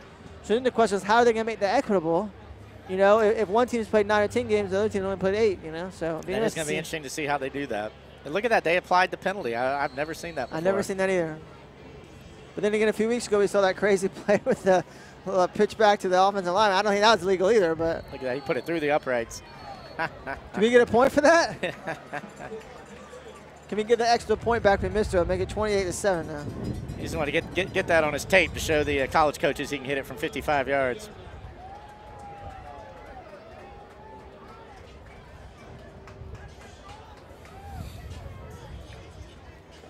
Well, that's definitely a great start for Lakeland, stopping Winter Haven on their opening drive, getting that touchdown, opening up that 20-point lead.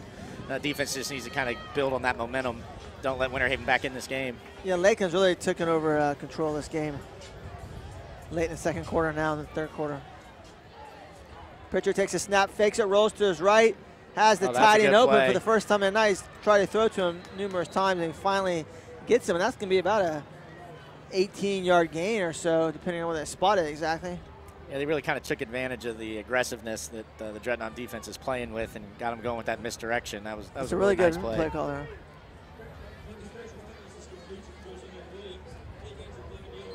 I don't understand that. How they only get? Was he out of bounds? I mean, he was clearly he went down. Maybe he must have stepped out. Must have stepped out of bounds. Well, I tell you, they've been doing great against the run. Yep, Marlowe gets about 4 yards, but Lakeland really just that one run Marlowe had on that touchdown drive. Other than that, Lakeland, you're right, has done a very good job. And 2nd and long, they stuffed him. Look at that.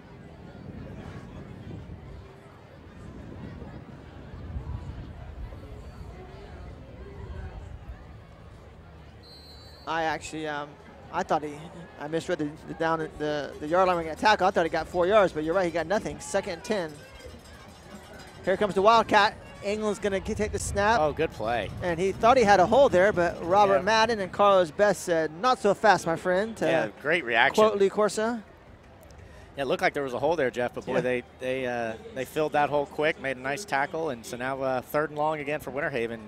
Well, it'd be really dynamic to have a 3 and out and have to punt into this wind again.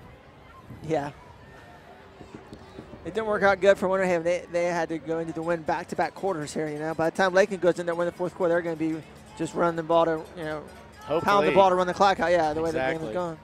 And the shotgun, Pritchard takes a snap, has the receiver over the middle, but throws a little bit low and behind him. Otherwise, well, still, he would have had to break a tackle to get it first down, but would have had a chance there. Yeah, got a holding against Winter Haven, which will decline.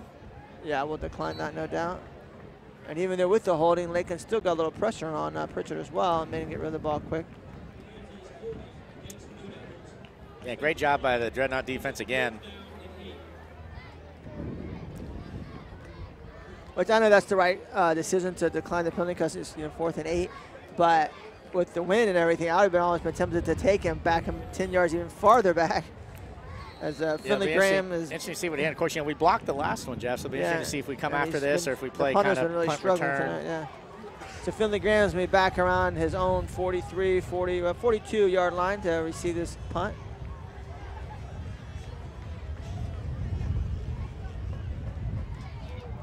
He got it again. Yep. And it's going to go out of bounds around the 40-yard line. So Lakeland's going to have the Winter Haven 40-yard line. So Lakeland has excellent field position. Both those two he's got, but hasn't got it clean. If he could get it clean, it would be absolutely. Touchdown. Yeah, I wish I had the stats here, Keith. It's amazing the starting field position disparity between the two teams. I mean, Lakeland's been starting on the Winter Haven side of the field probably most of the night, 2/3 of the time, and Winter Haven has never started on the Lakeland side of the field. Although Lakeland has had quite a few penalties, unfortunately. No turnovers tonight for the Dreadnoughts, so that's good. Very good. Let's see if they can't get some momentum going here. Thomas in the shotgun. He fakes the short pass, throws it deep. He's got a man open. Oh! He had him. Just barely missed Whitehead that time. He'd like to have that. Stop and go there. Yeah, they had him just a little bit more air under that. Yeah, of course, I think the overthrow last time, he was thinking about that with the wind. I was just going to say the same thing. A little bit more air he needed and let Whitehead run underneath it because Whitehead definitely had his man beat. It was a nice route there by Antonio Whitehead. Like to see Coach Castle taking shots downfield there, though. Oh, absolutely. Absolutely.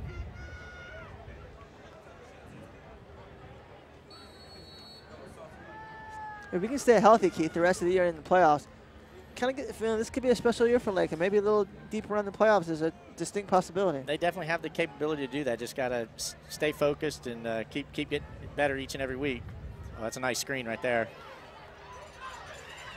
Good play. Could have been even a better play, but the wide receiver there, I'm not sure which one it was, couldn't quite hold his block just long enough on the Yeah, it's tough when you're out there on that island.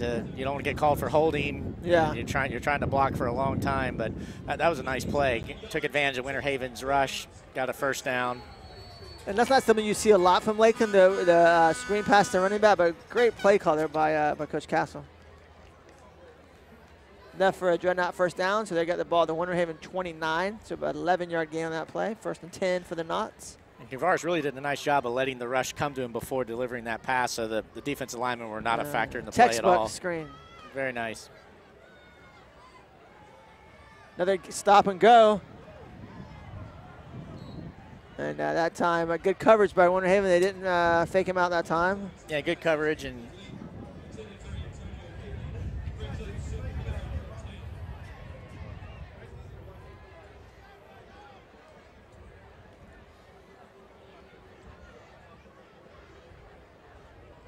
kind of funny. Sometimes we go in spells where we just run the ball a lot, and then other times we, pass the ball several times around. Oh, time for the water break already. Yeah, 3rd quarter water break. Lakeland 27, Winter Haven 7. We'll take a commercial break and be right back with you.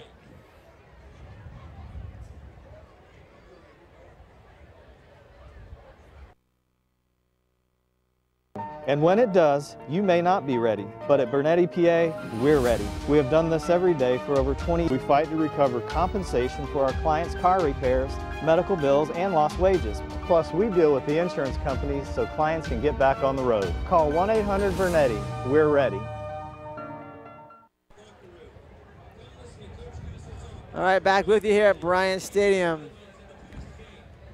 Midpoint of the 2nd quarter, we're almost midpoint, 6:24. I wonder why they took the water break. They could have easily got one more play in. It's interesting. So hopefully you had a chance to go to the refrigerator and get the cold beverage as you're home watching the game, maybe in your favorite recliner or on the big screen TV. Want to give a shout out all the way out to Colorado, Steve and Amy Reed and their kids, the double O's, Owen and Olivia, they watch every week to see their big cousin Robert play for the Dreadnoughts. Yeah, they are great supporters, and they love Robert. Oh, nice fake. Oh, look at that. He's going to take it to the house. Nice. That's a touchdown, play. unless he went out of bounds. That's a touchdown unless they say he stepped out of bounds. Yeah, they're signaling touchdown. What a run. Wow. What a run. Looked like he was going to fall at about the 20-15, and he kind of righted himself and took it on in. Yeah, he actually, Winter Haven wasn't ready for that play. That was so well executed. The block, he could have actually pitched it as well for a big gain. Either way, I mean, it was going to be a big play for the Dreadnoughts. That's as good of a run play as we've seen all year from Kavaris Thomas. He's really shown, like you said, the ability to right the ship, so to speak. And I tell you what, Jeff, if he even becomes remotely a running threat, this is going to be a difficult offense to defend, that's for sure. Yeah, no doubt about that. There you go, good snap, good kick. Right down Broadway. 34-7. Yeah, definitely exactly what the Dreadnoughts needed to do. First 6 minutes of the third quarter, 2 touchdowns. Defense is getting off the field quick, and next thing you know, it's 34-7. And be interesting to see, Keith, if Lakeland scores a touchdown before Winter Haven scores again. If Coach Castle would go for 2, that would put you at the 35-point lead with the 2-point conversion and the running clock. Get the players off the field as quick as possible, avoid any injuries. That is true. That is true. Getting some text back from Steve Reed, Keith, saying they, in fact, do love Robert. And also it's good to see us putting Winter Haven away. Yes, it is. Yeah, always good to beat Winter Haven. It's a long, long rival. Played a lot of years. Yeah, I never forget my senior year. We played at Winter Haven, and my friend Nathan Carter and I, we'd gone over to the game. As that kickoff from Jesse Williams goes in the end zone again. Another great kickoff. Quite a powerful leg. And towards the end of their Winter Haven game, I think Lakeland was winning fairly comfortably. A big fight broke out in the stands right as the game was ending. And I remember Nathan and I, we did a lot of students just took off running to our car as fast as possible. I'm sure. Yeah, there was a good old fight there in the stands. Yeah, way back in the dark ages before they played the kickoff classics, we used to play what they call a one-quarter jamboree against 2 different teams. And my spring before my senior year, Winter Haven beat us 14-0 in 1 quarter. And then right before the season, they beat us 21-0 in a quarter. Oh, geez. And then so we're playing them first game of the season, and Ledger's talking about how bad they're going to beat Lakeland. And then we went over there and beat them pretty handily. That was a lot of fun. Nice. Because especially back then, Coach Castle was real bad about not wanting to put stuff on tape. So he would just be really vanilla, wouldn't run much, and always drove us crazy as players, but that's how he did it. Yeah. England and a Wildcat again for Winter Haven. Looked like he might have a little bit of something going on there. Then Finley Graham came in like a rocket and brought England down. Finley Graham has had a very good game. He's had a great game, and I tell you, the defense has adjusted well to that Wildcat. He got some positive yards there in the first quarter, but not much since then. Once again, as we talked about Baldini adjustments, this time Pritchard is going to throw the ball downfield. It's going to be picked off. Well, he sized that one up perfect. There'll be no chance for a return, though, as he was tackled immediately. But Carlos Best having one of his better, dare I say, best games of the year. Yeah, he had great position there. He knew he had help on the inside. That was just a great play by our free safety. Unfortunately for Winter Haven, they've shown no ability to really have anything downfield in the passing. And a nice little short passing game, but nothing downfield. As you saw on the field over there, on the sideline, I should say, Carlos Best in some pain. I'm afraid he may have a shoulder injury there, so he kind of got driven into the ground. I hope it could be, or might have just landed on the football as well. Yeah, I hope his shoulder's okay because he's having a heck of a game. All right, Lakeland takes over at their own 47-yard line. Thomas in the shotgun. Oh, their old Statue of Liberty play. It's going to get a few yards, but not a lot. Yeah, not a bad little play, 4 or 5 yards on first down. Number 14 for Lakeland. That's Deshaun Graham. I think we ran that play was against the Popcos. One game earlier this year, we ran it to great effect. That time we got about 5 yards, so we'll take that, of course. And I also remember a Popco ran it against us. Or maybe that's what it was. Maybe a Popco against us. Yeah, they had a nice gainer. Maybe Coach Castle ripped it off for Darlington. That wouldn't shock me. His former protege. Yeah, I tell you though, normally you like the interception, but actually we've been better off making a punt. We would have had better field position. Based on history, that's true. Maybe that's why Winter Haven threw it deep, All right, Lakeland I formation. A quick handoff. There he goes. Great run. Boy, he's a tough runner. No slipping that time. He gave number 9 a train ride for Winter Haven there. All aboard was Tavares Spann, the junior defensive back, as he got lugged about 10 to 12 yards down the field by Cordell Hall, showing his power there. Hall not all that big of a back, but kept his legs a-churning there. Yeah, he runs really hard. Definitely runs bigger than his height and weight would make you think.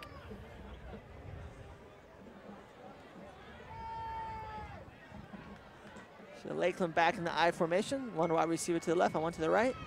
Thomas drops back, looking to throw. No one's really open. Actually, he might. Nope. Oh. They're going to get a pass interference. I don't see how that's not pass interference. He clearly never made an attempt at the ball. No, he didn't. That was very odd. Winter Haven got away with one that time.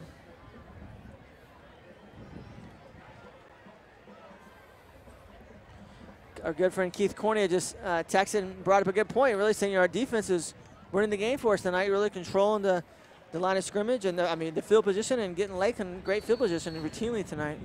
Yeah, really most of the year, especially since they've been able to play a few games in a row, get some practices, get some cohesion going.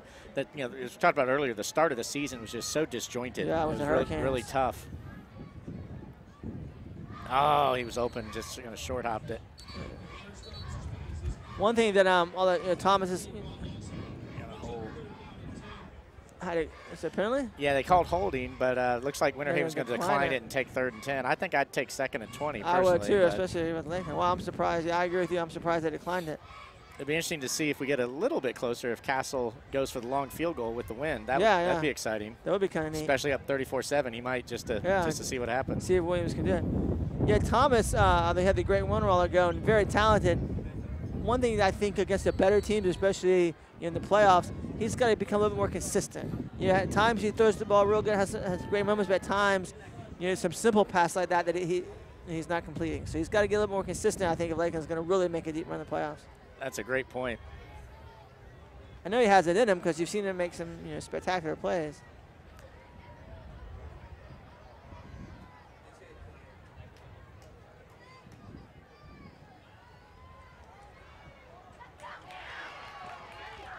Down to the 25. Yeah, we'll see if he might try a 42-yard field goal. With the win, Williams could definitely make that.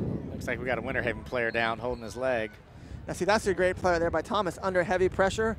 He's got such a strong arm, powerful flick of the wrist, and hits the running back right in the numbers for, good gain there. 26-yard line. I thought they were going to spot the 25. Whereas if he gets sacked there, that definitely takes you out of field goal range. And absolutely. Probably have to punt the ball.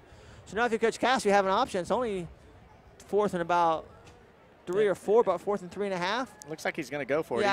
He's talking to the offense. Yeah, I think at that down distance, I'm not surprised to see him go for it. We still have 3:47 to go in the 3rd quarter. And of course, it's kind of obvious, but a lot easier to go for it when you're up 34-7. Yeah, no doubt. All right, it's a crowd applause. The Winter Haven player getting up, injured player off the field. Looks like he's going to be okay. Lakeland back in the I formation on 4th and a short 4. Thomas looking to pass. No one's open. He's just going to throw it down the field, and it's caught! Touchdown, wow, what a Dreadnoughts! Daquan Lawson, the great senior catch. wide receiver. That was a great catch. And a great play by Kavaris Thomas as you just bought time, rolled to his right, waited to the last possible second. And really, that's what an example of he kind of threw his guy open there. He sure did. And a great job by Lawson of jumping up and kind of high pointing that ball, if you will. Well, it looks like we're getting our answer on Coach Castle going for 2 to get the running clock. He's kicking the extra point. He wants some more practice here. He's not worried about the running clock. Exactly.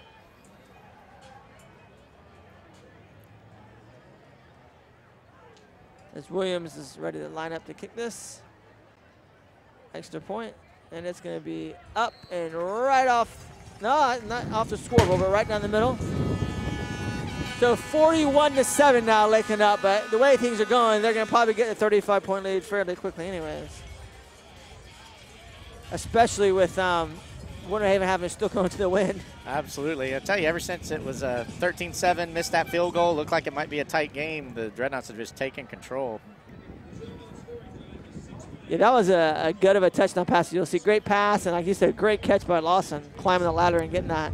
Yeah, and it was a great job holding on to the ball all the way to the ground with the DB tackling him, and that was just a great play. It took the referee a little while there to signal a touchdown. I think he was looking to make sure not only that he held on to it, make sure that it wasn't, that the Winter Haven guy hadn't got it in the tussle there. But as Gator fans learned last week against LSU, simultaneous possession, that should have been a dreadnought touchdown regardless, because clearly the Lakeland guy had it first. This one is going to be in the end zone again.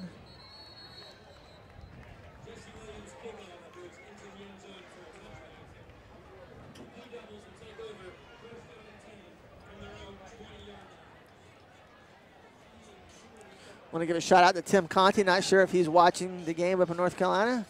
I had to go there to do some work. So we're not sure if he has time to watch that. But if you are, partner, hope everything's going well out there. Drive home safely. My good friend Keith Deloach is filling in very admirably tonight. Yeah, appreciate you doing the game tonight. I appreciate the invite. Always fun to come not only watch, but get to talk about the Dreadnoughts. Yeah, no doubt. All right, backup quarterbacks in there now, yeah. Pass to number 17, Leonard. That's number 10, Eric Williams. And I know Coach Hartman told me that a little bit of change of pace. Quarterback, a lefty, younger quarterback, just a sophomore. Oh, wow, sophomore. So they did expect to see him some tonight, but that's his first play of the game. That's right, Jeff. All the other times it's been the Wildcat with a backer receiver taking the snap. Be interesting to see if the Dreadnought defense can't get to him a little bit if he's going to keep throwing the ball. All right, second and 1. That play got 9 yards to the Blue Devils. Hands it off to Marlowe, and he gets a couple yards, not a lot, but 3 or 4 yards, enough for a Blue Devil first down. At this point, I think Winter Haven would be happy to get a first down or two and be able to not have to punt to the wind. Yeah, you get to punt this drive, wait until the quarter changes. That's a great point. Other than their one touchdown drive, they just hadn't been able to get Marlowe going. I know one person who'd be very happy, and that's the punter himself, if he doesn't have to punting into the fourth quarter. Williams takes the shotgun snap, hands it. They got that one, and we got to have a off hold to number coming 5. up. Yep, did a nice job of reversing field, going back to his right. But there's going to be a hold on Winter Haven as Javon Thomas had that carry. I think it's first of the night as they have a couple of backups in now. Yeah, the Dreadnought defense is definitely feeling it now. They're bouncing around and full of energy. You got to give Coach Bildini a lot of credit. After that drive, made some adjustments, and the Dreadnought defense has been a rock solid. The rest of the way, I think maybe since that touchdown drive, Winter Haven's maybe gotten 2, maybe 3 first downs. Yeah, they definitely locked them down. Now we've got 1st and 20 with the new quarterback. Actually, so first and 24 because the hold was that's right. It was back in the behind the line of backfield. scrimmage. Yeah, Lakeland's defensive line blew that play out.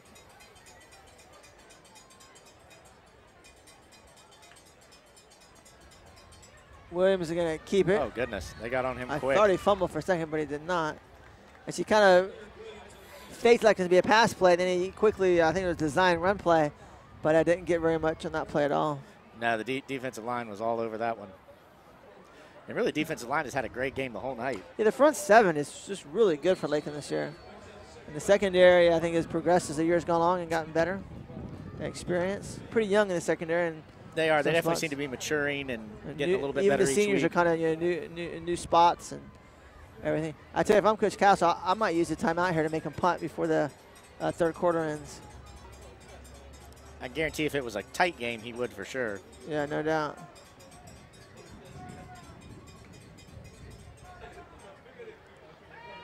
Williams back to pass, and he's got a guy open. And Leonard avoids the first guy, but then steps out of bounds. As Finley Graham will get credit for the tackle as he pushed him out of bounds. That's going to get back to 31-yard line. It's still going to be third and about 12 or 13. And going out of bounds stops the clock. So like you said, if we could stuff them here, they're going to have to punt into the wind again. Yeah. This poor punter is going to have nightmares tonight. It'd be interesting to see if they send the same punter out or if they have a backup punter. And at this point, yeah, none of it matters. Yeah, if you do have another one, yeah, try somebody else.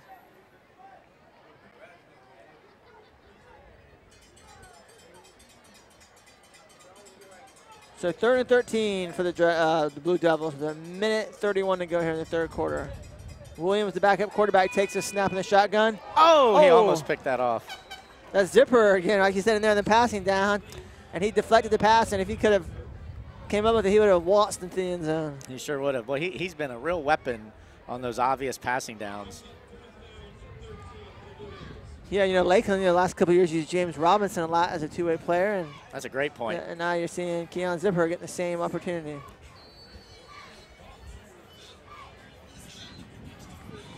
Is Winter Haven going to go for it? I mean, why not? I mean, the way you're punting the ball, maybe you better have to go for it. Throw it downfield, see if you can bait Lakeland intercepting it. Yeah, that's a very interesting play call. This shows he has no confidence in his punter. It's 4th and 13 at their own 31, and Winter Haven's going to go for it. It's completed, but it's only going to be a maybe 3 or so yard gain. So Lakeland is going to take over with 1:16 to go at their Winter Haven 34-yard line. Once again, the defense comes up big, and Lakeland has actually I think now their best field position of the night, which is saying something. That is saying something.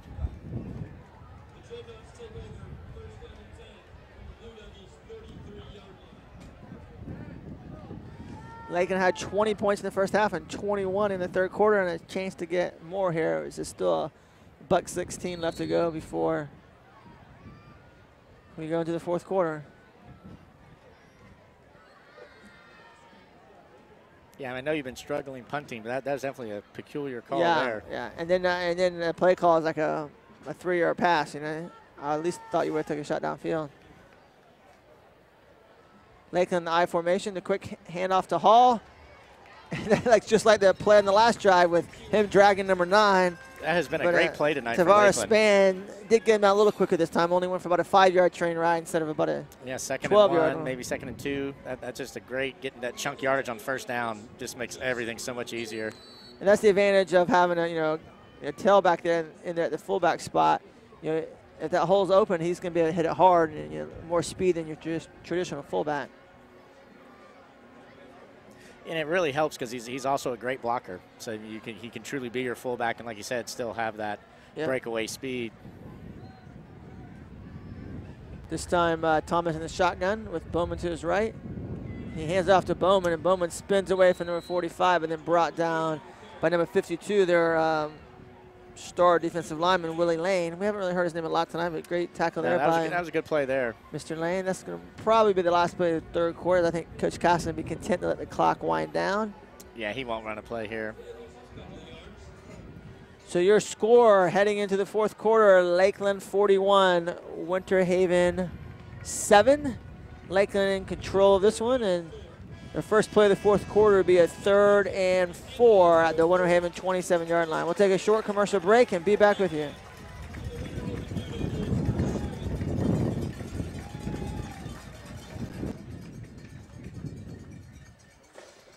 I'm Doug Bernetti, and I've lived in this area most of my life. Just one look at the interstate says it all. More people mean more cars, and that means more accidents. It could happen to you. And when it does, you may not be ready. But at Bernetti, PA, we're ready. We have done this every day for over 20 years.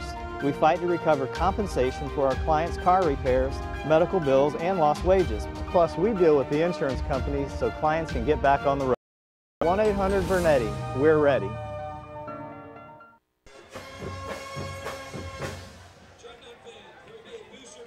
So back with you here as we're ready to start the fourth quarter. Lakeland up 41-7.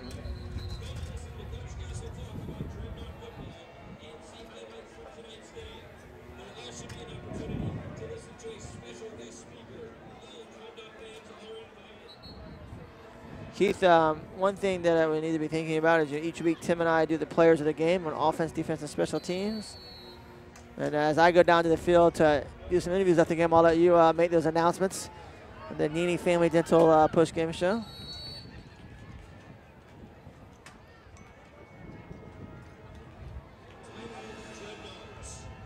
So even though we're coming off the fourth quarter break, Coach Castle didn't see something he liked there, so he called a timeout. As it's a Coach doesn't like having to do that even with the big lead. Doesn't like calling timeout coming out of the quarter break.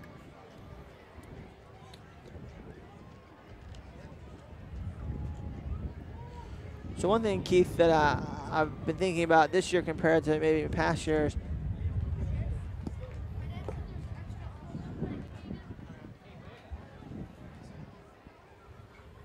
But Keith, this year the Dreadnought offense, it's as balanced and as diversified as it's been in a long time.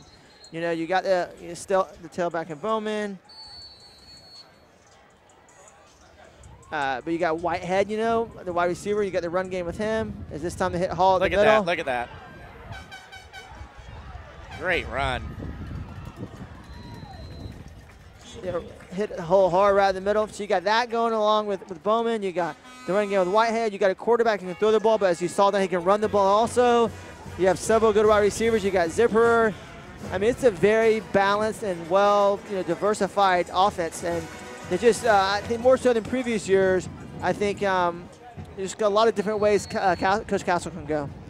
Definitely, and then, when you have a 3rd and 4 like that, to be able to just hand it off to your fullback and pick up the first down, that's really dynamic. Yeah, no doubt about it. The offensive line is gelled pretty well this year. We thought we were gonna have a couple, bigger offensive linemen. They end up, not working out. Schools. Yeah, the offensive line has done a good job in spite of that. Thomas back in their center. Hands off to Hall. And man, he is, for a smaller guy, he's hard to bring down. Not that he's small, but he's still not all that big either. Yeah, for a fullback. 5'10", 185. Yeah, definitely not big for a fullback. No, like I said, a hard runner. I mean, it looked like he was going to get stopped for a loss there. He got back to the line of scrimmage, maybe a yard or so in the play. As the ball is inside the 10-yard line, so it's 2nd and goal from the 8-yard line. So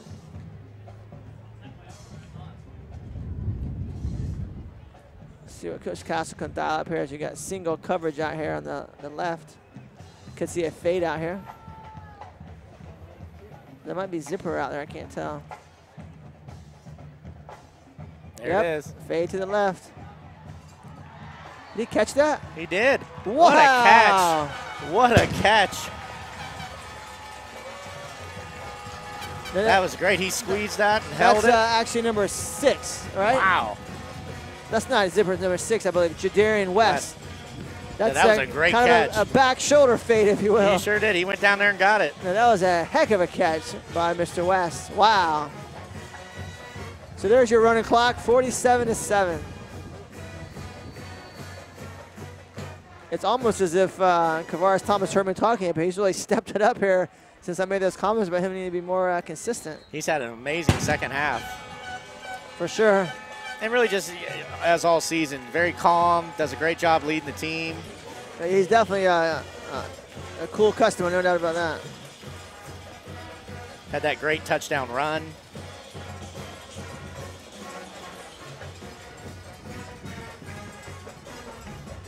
So I got to think about, too, which players I should interview tonight. You got any thoughts on that, Keith? Gosh, which players have stuck out? Yeah, game like tonight, just so many kids making great plays.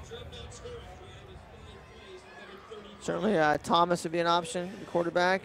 Cardell Hall, even, Yeah, I would say Hall just, like I said, running Except hard his and biggest game of the year for sure. Picking up big first downs. It might be fun to talk. I have Thomas once already this year. We'll talk to him again about that running touchdown he had. I'd be curious to get his thoughts on that. Absolutely. Defense, you could just interview about the entire front 7. Yeah, definitely. I definitely would say the defensive line and maybe actually both defensive ends because they've just kept Winter Haven bottled up. Yeah, the entire defense I could just about interview. Finley Graham, too, really kind of stood out in the secondary tonight. And Carlos Best had a great game.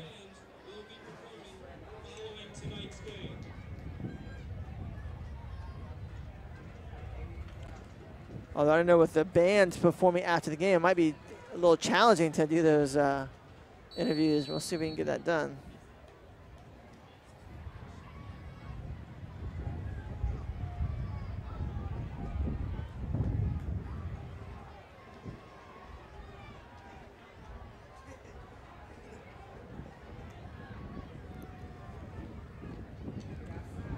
So Williams is still in the game and hands it off to Marlowe. He gets 4 or 5 yards. Branson Brown, Robert Madden, several Dreadnought defenders in there making the tackle.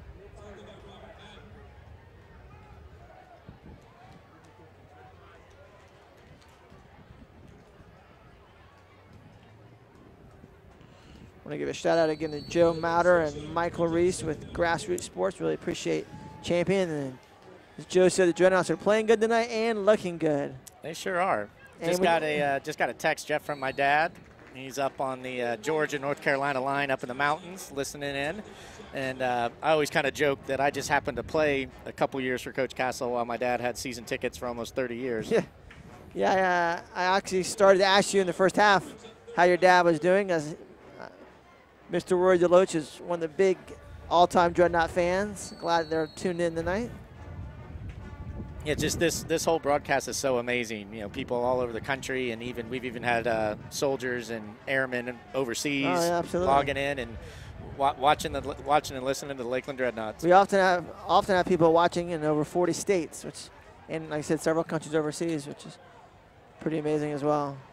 Here comes England in motion. Williams takes the shotgun snap, rolls to his left, is patient, has the guy open, and he pays the price as he is popped by Dreadnoughts. That's number 15. Nicholas Harris makes the catch, but he pays the price, no doubt.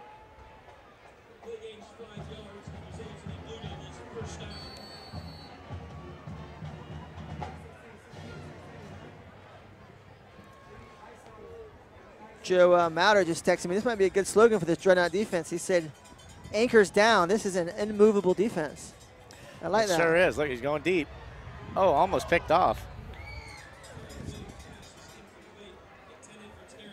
Good coverage there by Finley Graham. Was with him step for step. He's had a great game now. He's only a sophomore, I believe, right? Yeah, I tell you, I was saying on defense, yeah. That's who I would interview. He's come up great in run support, played really well on the back end. It's just good to see that, like I said, defensive backs were a little young starting the season, but they seem to be coming together really nicely and complementing that front seven. No, I agree. Although the front seven as a whole has been so dominant in terms of the secondary, Finley Graham definitely stuck out tonight. Although Lorenzo Browns also had a good game. But also, you know, he had that nice kickoff return, and he had the punt return that got nullified by the penalty. Right, so that's right. I think we'll talk to Finley Graham, and then we'll pick one of the offensive players. Usually I talk to a couple. But once again, the challenge is going to be trying to get it done before these bands start performing. I forgot, homecoming night, they always do the band performances after the game. Yeah, because they didn't get to perform during the game. Yeah.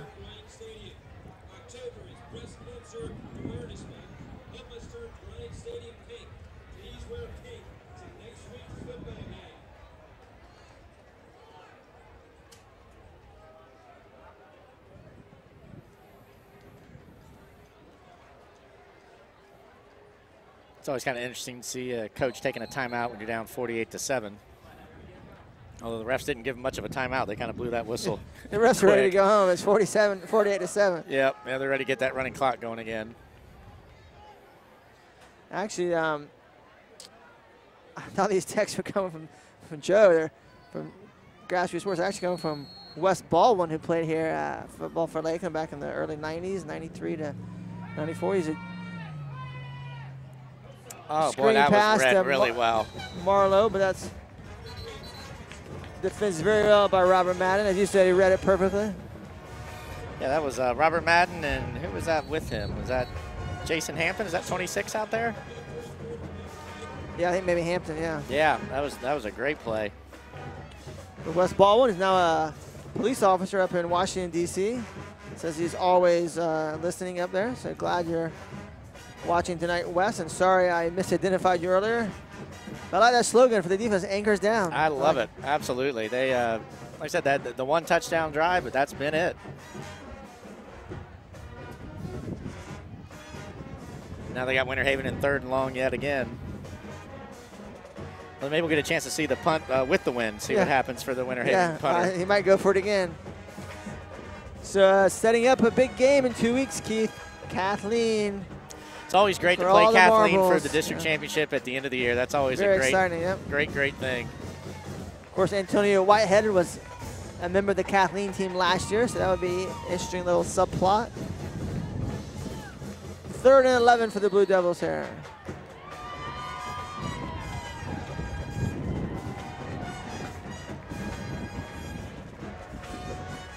Excuse me.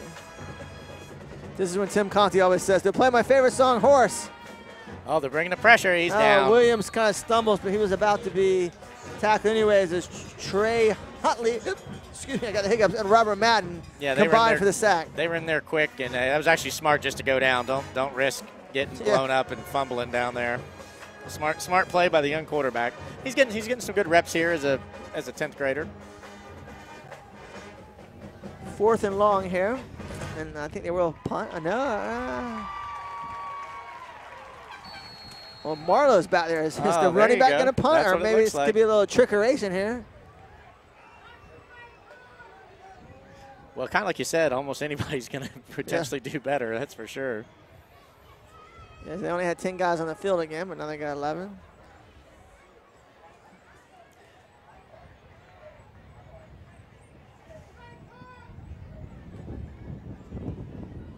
That's better. As Marlowe's shown he has many skills. Oh, there you go. Look at Graham. Got to cut back there. there. Go. Good. Oh, nice. Wow, great, what a great run by punt Finley return. Graham. Looks like no flags. Wow, what a great punt return. Now I know for sure who I'm going to interview if we're able to get some interviews in before the band starts playing. Of course, we're glad the bands get a chance to play as they were not able to at halftime. Lakeland High School marching band, always a treat to see and listen to.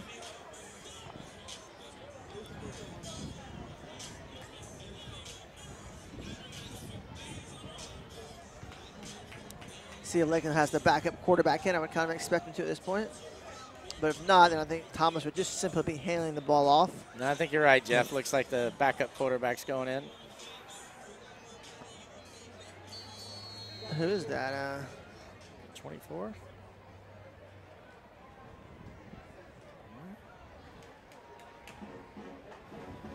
Looks like 24 is going to be taking the snap.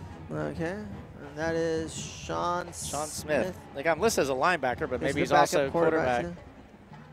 Oh, goodness. Oh, look at that move. Oh, with the Antonio Whitehead spin move. Scores his first touchdown of the night. Lakeland is about to hang the double nickel on Winter Haven, Keith. That is unbelievable, especially with the running clock. I remember when I was in college, Michael Jordan hung 55 on the Knicks one night, and they called it, I remember them calling it a double nickel.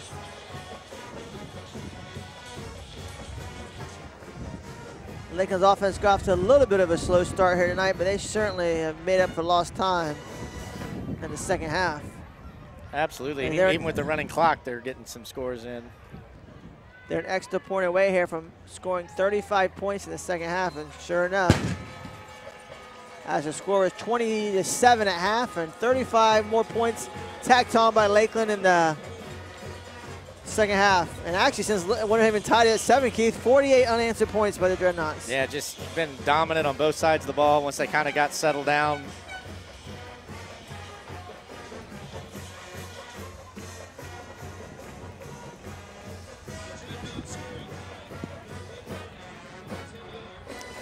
Now we get to kick off into the wind, so let's see how that goes. Yeah, this would be a good test to see how exactly how powerful Jesse Williams' leg is. I'll be impressed if he can get this one in the end zone. Wait, he had one kickoff earlier this quarter in this direction. Did it get in the end zone? I can't remember. It was just short? Not quite. No, actually, it did just barely got in. He caught it right in the end zone. Yeah, That's his foot was in the end zone, yeah. That's right. Of course, the wind just picked up. Yeah, the wind's really bad now. Oh, well, he got it. Look at it. Yeah. Wow.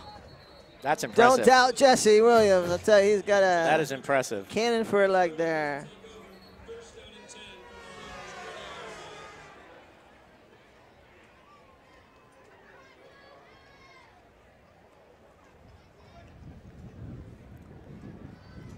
Well, it is amazing how fast the quarter goes with the running clock, Jeff. You're right about that. And when you live in Hillsborough County, the announcer appreciates the running clock. Absolutely, absolutely. Yeah, they'll only maybe get a couple more plays in here. What a great night for homecoming. Had the nice breeze, perfect temperature. Yeah, it's been a delightful game. And the weather's been big win fantastic, against a traditional rival.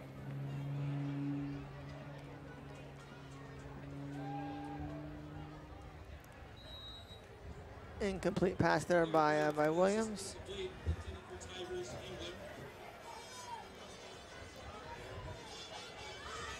They get a little chance for the second string defense to get a few reps in.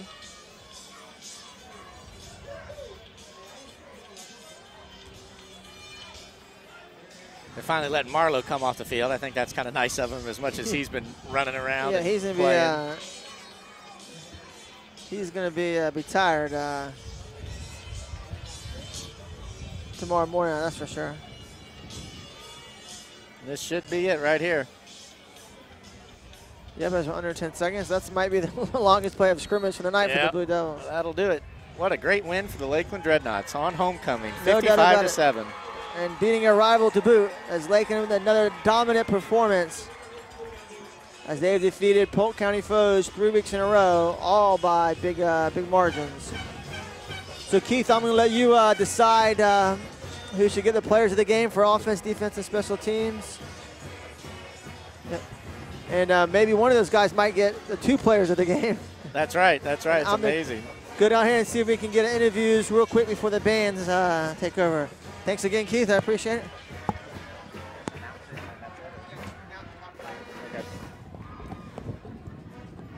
Well, Jeff's going to make his way down to the field, try to get some on-field interviews with some players and maybe some of the coaches. But our players of the game for defense, Finley Graham had just an amazing game on defensive back and had some great punt returns. And our offensive player of the game is Kavaris Thomas, the quarterback. Did a great job leading the team, had a great touchdown run, some amazing throws, and really all year long has just done a great job of keeping cool, calm, and collected and leading this team and getting them on the path to an undefeated season. A couple more games left. As Jeff mentioned earlier, 2 weeks, big showdown with Kathleen for the district championship and a guaranteed spot in the state playoffs.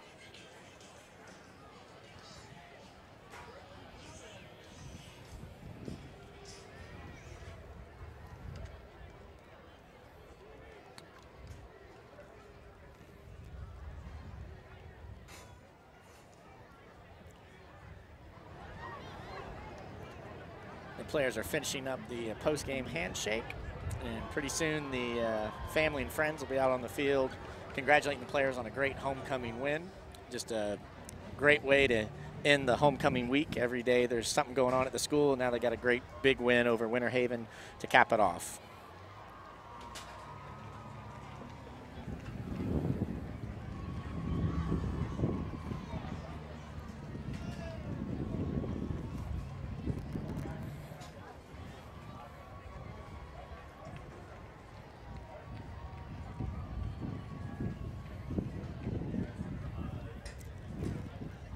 Now Coach Castle has the team around him out there in the middle of the field.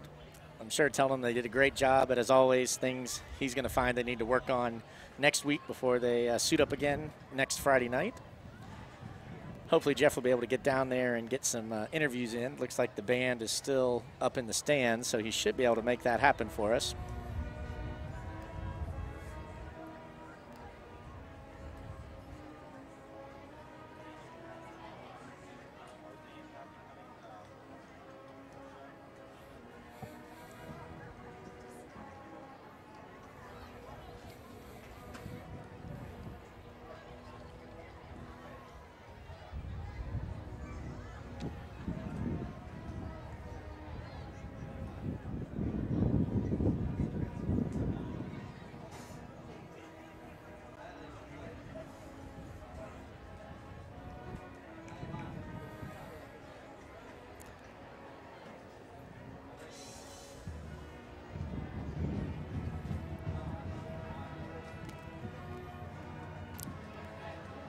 And the team's headed down to the end zone. Deservedly so. They look really excited to have the big win against Winter Haven for homecoming.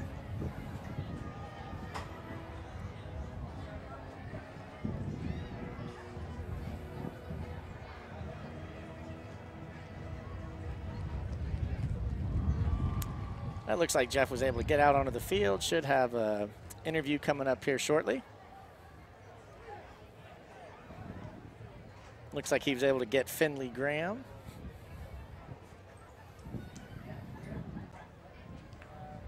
All right, this is Jeff Goddard down the field with Finley Graham, cornerback and punt returner for the Lakeland Dreadnoughts. All right, Finley, great game tonight. Thank you, thank you. All right, let's talk a little bit about some of your first on special teams. Early in the game, you had the punt return for a touchdown, called back for a block in the back, which unfortunately was the correct call. I don't think you needed it, but all right, so talk about that play. You just had a crease. It looked like it's a pretty easy play there for you. Yeah, it was kind of set up. They always told me stay with the play because we run left, and usually I try to shake and everything, but this time I actually went with the game plan and did what the coaches told me, and it was there. So I mean, now I just got to start using my vision on when I use the game plan because it ain't just gonna come easy. But it was a good run. All right, now let's go to the fast forward to the fourth quarter on that last play there. Finally got another chance to have a punt return after all those short punts. And that one you had to do a little bit more juking and jiving and faking out, talking about how you got all the way down to the 10-yard. That was a great punt return. Yes, sir. It was that one. I was already a little happy of the game, but I was kind of mad that they didn't give me my first touchdown, so it made me want to get the touchdown. But that one I kind of freestyled at the end of it. I had to do something, but I still went with the game plan. All right, freestyle, that's a good way to put it there for sure. I'm sure you have a chance to get a touchdown before the year's over. Then also, what about that kick return when you did the pooch punt? Look at you kind of dance down the sideline. That was nice, too. Yeah, we set it up different for them guys because the way they kick it, it's like they're going to kick it to that side every time. And ever since last week against GJ, when I ran the kick return back, they started to feel me back there at kick return. So they put me in the right spot at the right time in the game. All right, let's talk about defense a little bit. From the defensive back position, you had some big hits tonight. Talk about that a little bit. Yeah, we was kind of shifty about the running back, but I mean, when you get the feel of the game, it can't scare you no more because you know what's going to happen. So, I mean, we played good defense and everything just fell in place. Now, early in the game, though, you had a couple big hits, but you didn't wrap up and he got away. Did Coach Bull talk to you about that? And I noticed you started wrapping up better after that. Yes, sir. Everybody was talking about that. And I kind of hurt myself not wrapping up, hurt my thumb. So, I mean, that's a lesson learned right there. I always wrap up. Well, lesson learned. You talk about listening to your coaches. It pays off for sure. Great game tonight, Finley, and congratulations on the big win, everyone. Thank you very much. All right, we'll be back with Coach Bill Castle in just a minute. Thank you.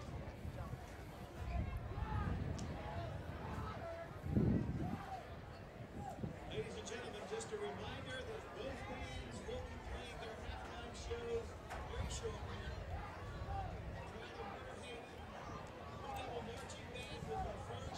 Now Jeff is making his way to go find Coach Castle for the post-game interview with Coach Castle.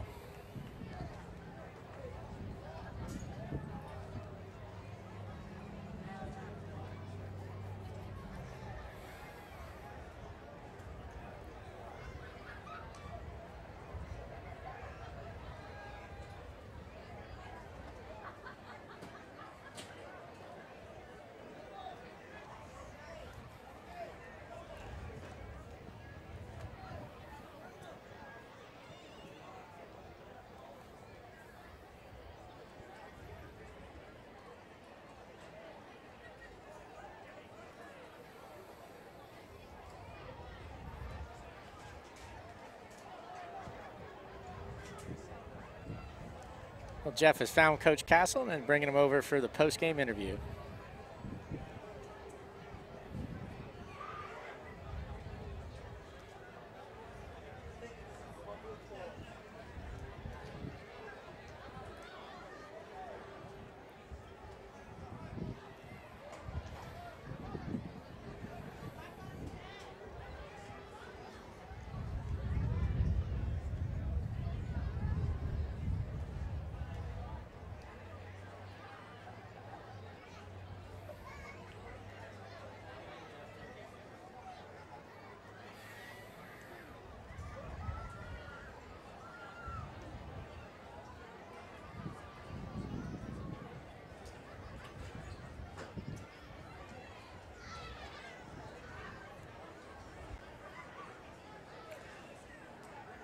And here we go with Jeff.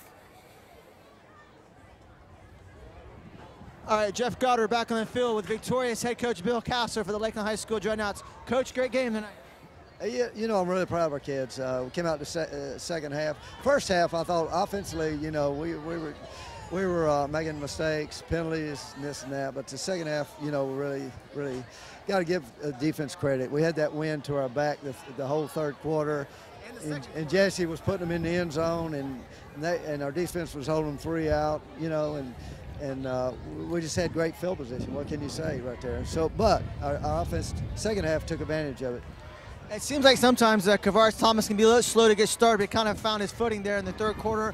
Made some really nice throws and that touchdown run as well. Talk about the run he had, probably his best run of the year. Yeah, it was a little G option that we put in where he pitches off the guy, and the guy took the pitch man and left him free right there. But what a run he made there! It just goes to show you, he can run. Absolutely, and talk about those quick hitters with Cordell Hall. It was very successful as well. That was a little trap play in there that they, if I have success, we're going to come back to it. And they seem to have trouble with that all night. But Q hits the hole hard, and but you got to give our offensive line credit too. They did a good job with it. I was commenting during the game, but it seems like this year, maybe compared to the past few years, the offense, you have a lot of options this year, a lot of depth and some new wrinkles maybe. It seems like maybe it's the most diversified, if you will, offense we've had in several years. Just talk a little bit about the play caller, all the different possibilities you have this year. I don't know. We've been fortunate over the years that we've had some pretty good skill all around, but this team seems to be playing together real good, playing unselfish, and just waiting their turn to make plays. All right, what about on defense tonight? We talked about Finley Graham from a secondary position. Great game tonight, and the front seven's always so dominant. Just talk briefly about the defense. We've got an undersized defense that's got a big heart. They're huge, and they play hard, and they play together, and I got to give Coach Boldini and all the defensive coaches a lot of credit for, working with them during the week and getting them in their right gaps and control, and, they played hard and did their assignments. So one last question, as it does many times, it looks like it's coming down to Lakeland Kathleen for the district championship in 2 weeks back here at Bryant Stadium. Just real briefly, talk a little bit about Kathleen High School this year. It's always those Kathleen-Lakeland games, no matter what's on the line, they're always tough games. And, Kathleen's got a really, really strong defense this year, and, so it's going to be another little battle for our district title. No doubt. Thank you again, Coach, for your time, and congratulations on the victory. Jeff Goddard signing off on the post-game show.